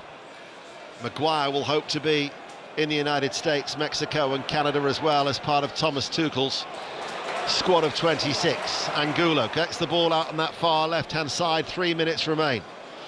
The Ecuadorian international doesn't deliver the cross, plays it back. Siddiqui goes back down the line on that far side. Sunderland, remember, playing from left to right. Hertrauder almost caught in possession. As he dropped to one knee, managed to get it away, but then gave it actually to Manchester United with Mount eventually. Fernandes looks for the forward ball towards Dorgu. They've missed Sesko, haven't they, today? They have. I mean, Xerxes, he's said he's been very passive, played very little part in the game. I want a free kick here, Manchester United. Once again, it's Bruno Fernandes who's laid on the floor, telling the referee that he was caught in the face when he tried to release that pass to Dorgu. I'm not so sure there was much in it, but he's certainly not happy once again, the Portuguese. If you'd have had a vote, Football Writers Association saying that he was the Footballer of the Year, if you'd have had a vote, who would you have given your vote to this season? Oh, that's harsh, because I know who you voted for, and I know your opinions on it. I concur with a few other people. I like Semenyo. I just think the impact that Semenyo's had at Manchester City, but then when you look at what he did at Bournemouth and the impact that he had when he signed for Manchester City in January, that says a lot for signing proven Premier League players. Yeah. There was Declan Rice as a strong contender as well. I know many people have been impressed by Granit Xhaka, who the 2 captains are having a differing... They're having a look at this. They're having a look at this because I think it's Angulo who came back, and I think his arm brushes across Bruno Fernandes' face. I'm not so sure the contact is what Bruno was making it out to be, but I've looked at the replay, and Angulo, when he's running back, just as Bruno Fernandes plays the ball, his arm does go across the Manchester United captain's face. Whether there's enough contact for VAR to get involved or not, we'll wait and see. But at the moment, the referee is holding the game. But again, as a paying punter, there's no acknowledgement with the stadium screens here that there's a VAR check that's going underway. We know that there was one going underway, but the supporters don't. You know, there's no indication to say that's the case. No, it just looked like there was a few players surrounding the referee and he was having a chat with them, didn't it? There was no real indication. Hume has just come off, Trey Hume, and Eliza Mayenda comes on to replace him for the, 60 seconds of normal time that remain. That was a lengthy delay. Play is yet to restart. So I just still wonder if VAR's having a look at it. Well, he's holding the ball under his arm, the referee, isn't he? But he did pull Bruno Fernandes over to him, had a word with Bruno Fernandes, and then he left not very happy. So I'm presuming they're not going to get the decision, and they haven't done. No, play's now finally restarted. 0-0 it remains on 5 Live. We'll find out how much stoppage time will be very, very soon. Brighton lead Wolves 3-0. Fulham 0, Bournemouth 1 is the latest score at Craven Cottage. So Bournemouth and Brighton both enhancing their European claims for qualification for next season. Here is Dorgu, midway through the Sunderland half. 4 minutes of added time that we're now into. Here is Dorgu. Looks to Mainu on the inside. Xhaka heads it away. Picked up by Lefebvre. Still the Sunderland supporters urge them on. Cunha running back, challenges and tackles Lefebvre. Then gives it towards Shaw. He's over the halfway line. Regis Lebris. The rain might finally have relented as he now stands on the edge of his technical area. Get an update in the Rugby Union from Leicester. Chris Jones. Well, it's a famous day this for the Leicester Tigers. They've scored a 7th try. Ollie Hassel-Collins, brilliant break. Freddie Stewart dancing over. Although Hendy's just hit back from Northampton, far too little too late for the Saints, who have been thrashed. Leicester 41, Saints 10. Manchester United with Cunha, pulls it back. Might fall towards Matsraoui, leaves it towards Fernandes. Fernandes shoots. Takes the deflection on the way through. Corner kick. Really good play from Martinez there. Robs the ball off Sunderland in the midfield. Plays it into Cunha. Good interchange between Cunha and Mount. It looked for all the world that Cunha was going to get his shot off. Got a deflection, came back out, ended up coming to nothing other than a corner. Aberdeen have got a second goal at Pittodrie against the 10 men of Dundee United. Aberdeen 2, Dundee United 0. So we're in stoppage time here at the Stadium of Light. And Bruno Fernandes on this near side, the left, for the black shirts of Manchester United, is prepared to take the corner kick. They play from right to left as we look. The right arm goes aloft. He waits, runs up now, right-footed, crowded 6-yard area, headed out by Alderete. Cunha ran in towards Xhaka, looked towards Angula, blocked though by the head of Fernandes, plays it forward. This is Cunha, goes on the outside into the penalty box with a low ball into the penalty box it goes, and Ronaldo, the left back, was tucked in to clear away, and then Shaw goes all the way back towards Laments, and we have just 2 minutes remaining. Manchester United will go long. Maguire has stayed forward. Commanding header away by Alderete. Brobby with his strength rolls away from Mainu. Mount and Maguire both have to deal with Brobby. He thought he was being unfairly held back. The referee says not. Fernandes plays the ball round the back. Dorgu now in the penalty area with a cutback. Cunha! What a save by Roos. It was straight at him, but he still made the reflex save. Fernandes back towards Cunha. Into the penalty area. Is that a dive or is it a penalty? It's going to be a dive and a yellow card. Cunha trying to deceive the referee. Blatant dive, yellow card. Yeah, really poor drive from Cunha. That was the best chance of the game. It was a good save from Roos. Really good play from Manchester United. The ball comes out to Cunha, 11-12 yards out on his side foot. You expect him to score in that situation, straight at the goalkeeper who makes a good block. The 2 Championship playoff semi-finals both finished goalless. Stevenage Stockport was heading that way, but there's been a late goal at Broadhall Way. Angus Patterson in League One. Stevenage 0, Stockport County 1, advantage Stockport in the 2-legged tie. Ben Osborne tapping it into an empty net after Andreasen had stolen the ball in the Stevenage half and bared down on goal. He released it, the shot went down in the process, and Osborne was there for the tap-in. Stevenage 0, Stockport 1. So that'll be a lead to take back to Edgeley Park. Bolton Wanderers and Bradford City in the other semi take place tonight at 8 o'clock. We're inside the last 40 seconds of stoppage time. Paul Robbins. Not played in the best of spirits, is it, the last 15-20 minutes or so? Referee's had a tough job on his hands. Dorgu will win a corner kick off the body of Hertrauder. This is it. This is the last chance for Manchester United, you would feel. Ticking towards the end of the added time that he's bolted on. I don't feel they've done enough to win this game, Manchester United. It'll certainly be a smash and grab away performance if they get anything here. Well, with all the urgency now, Bruno Fernandes wants to take this corner kick on this near side to left. By my watch, the 4 minutes, the minimum of 4, are now ticked by. It remains 0-0. A Sunderland player has gone down. It's Siddiqui. Over on the far side, a push from Luke Shaw as they were jostling for position. Referee Stuart Atwell will just have a word with Luke Shaw. Hands on hips. Last bit of the action then here on 5 Live. 0-0 between these two, Sunderland and Manchester United. Fernandes to take it. It's a flat ball in. Comes out towards Mbumo, takes a deflection and will go back out as he hit it on the volley. But the referee will say there's no time to take that corner kick.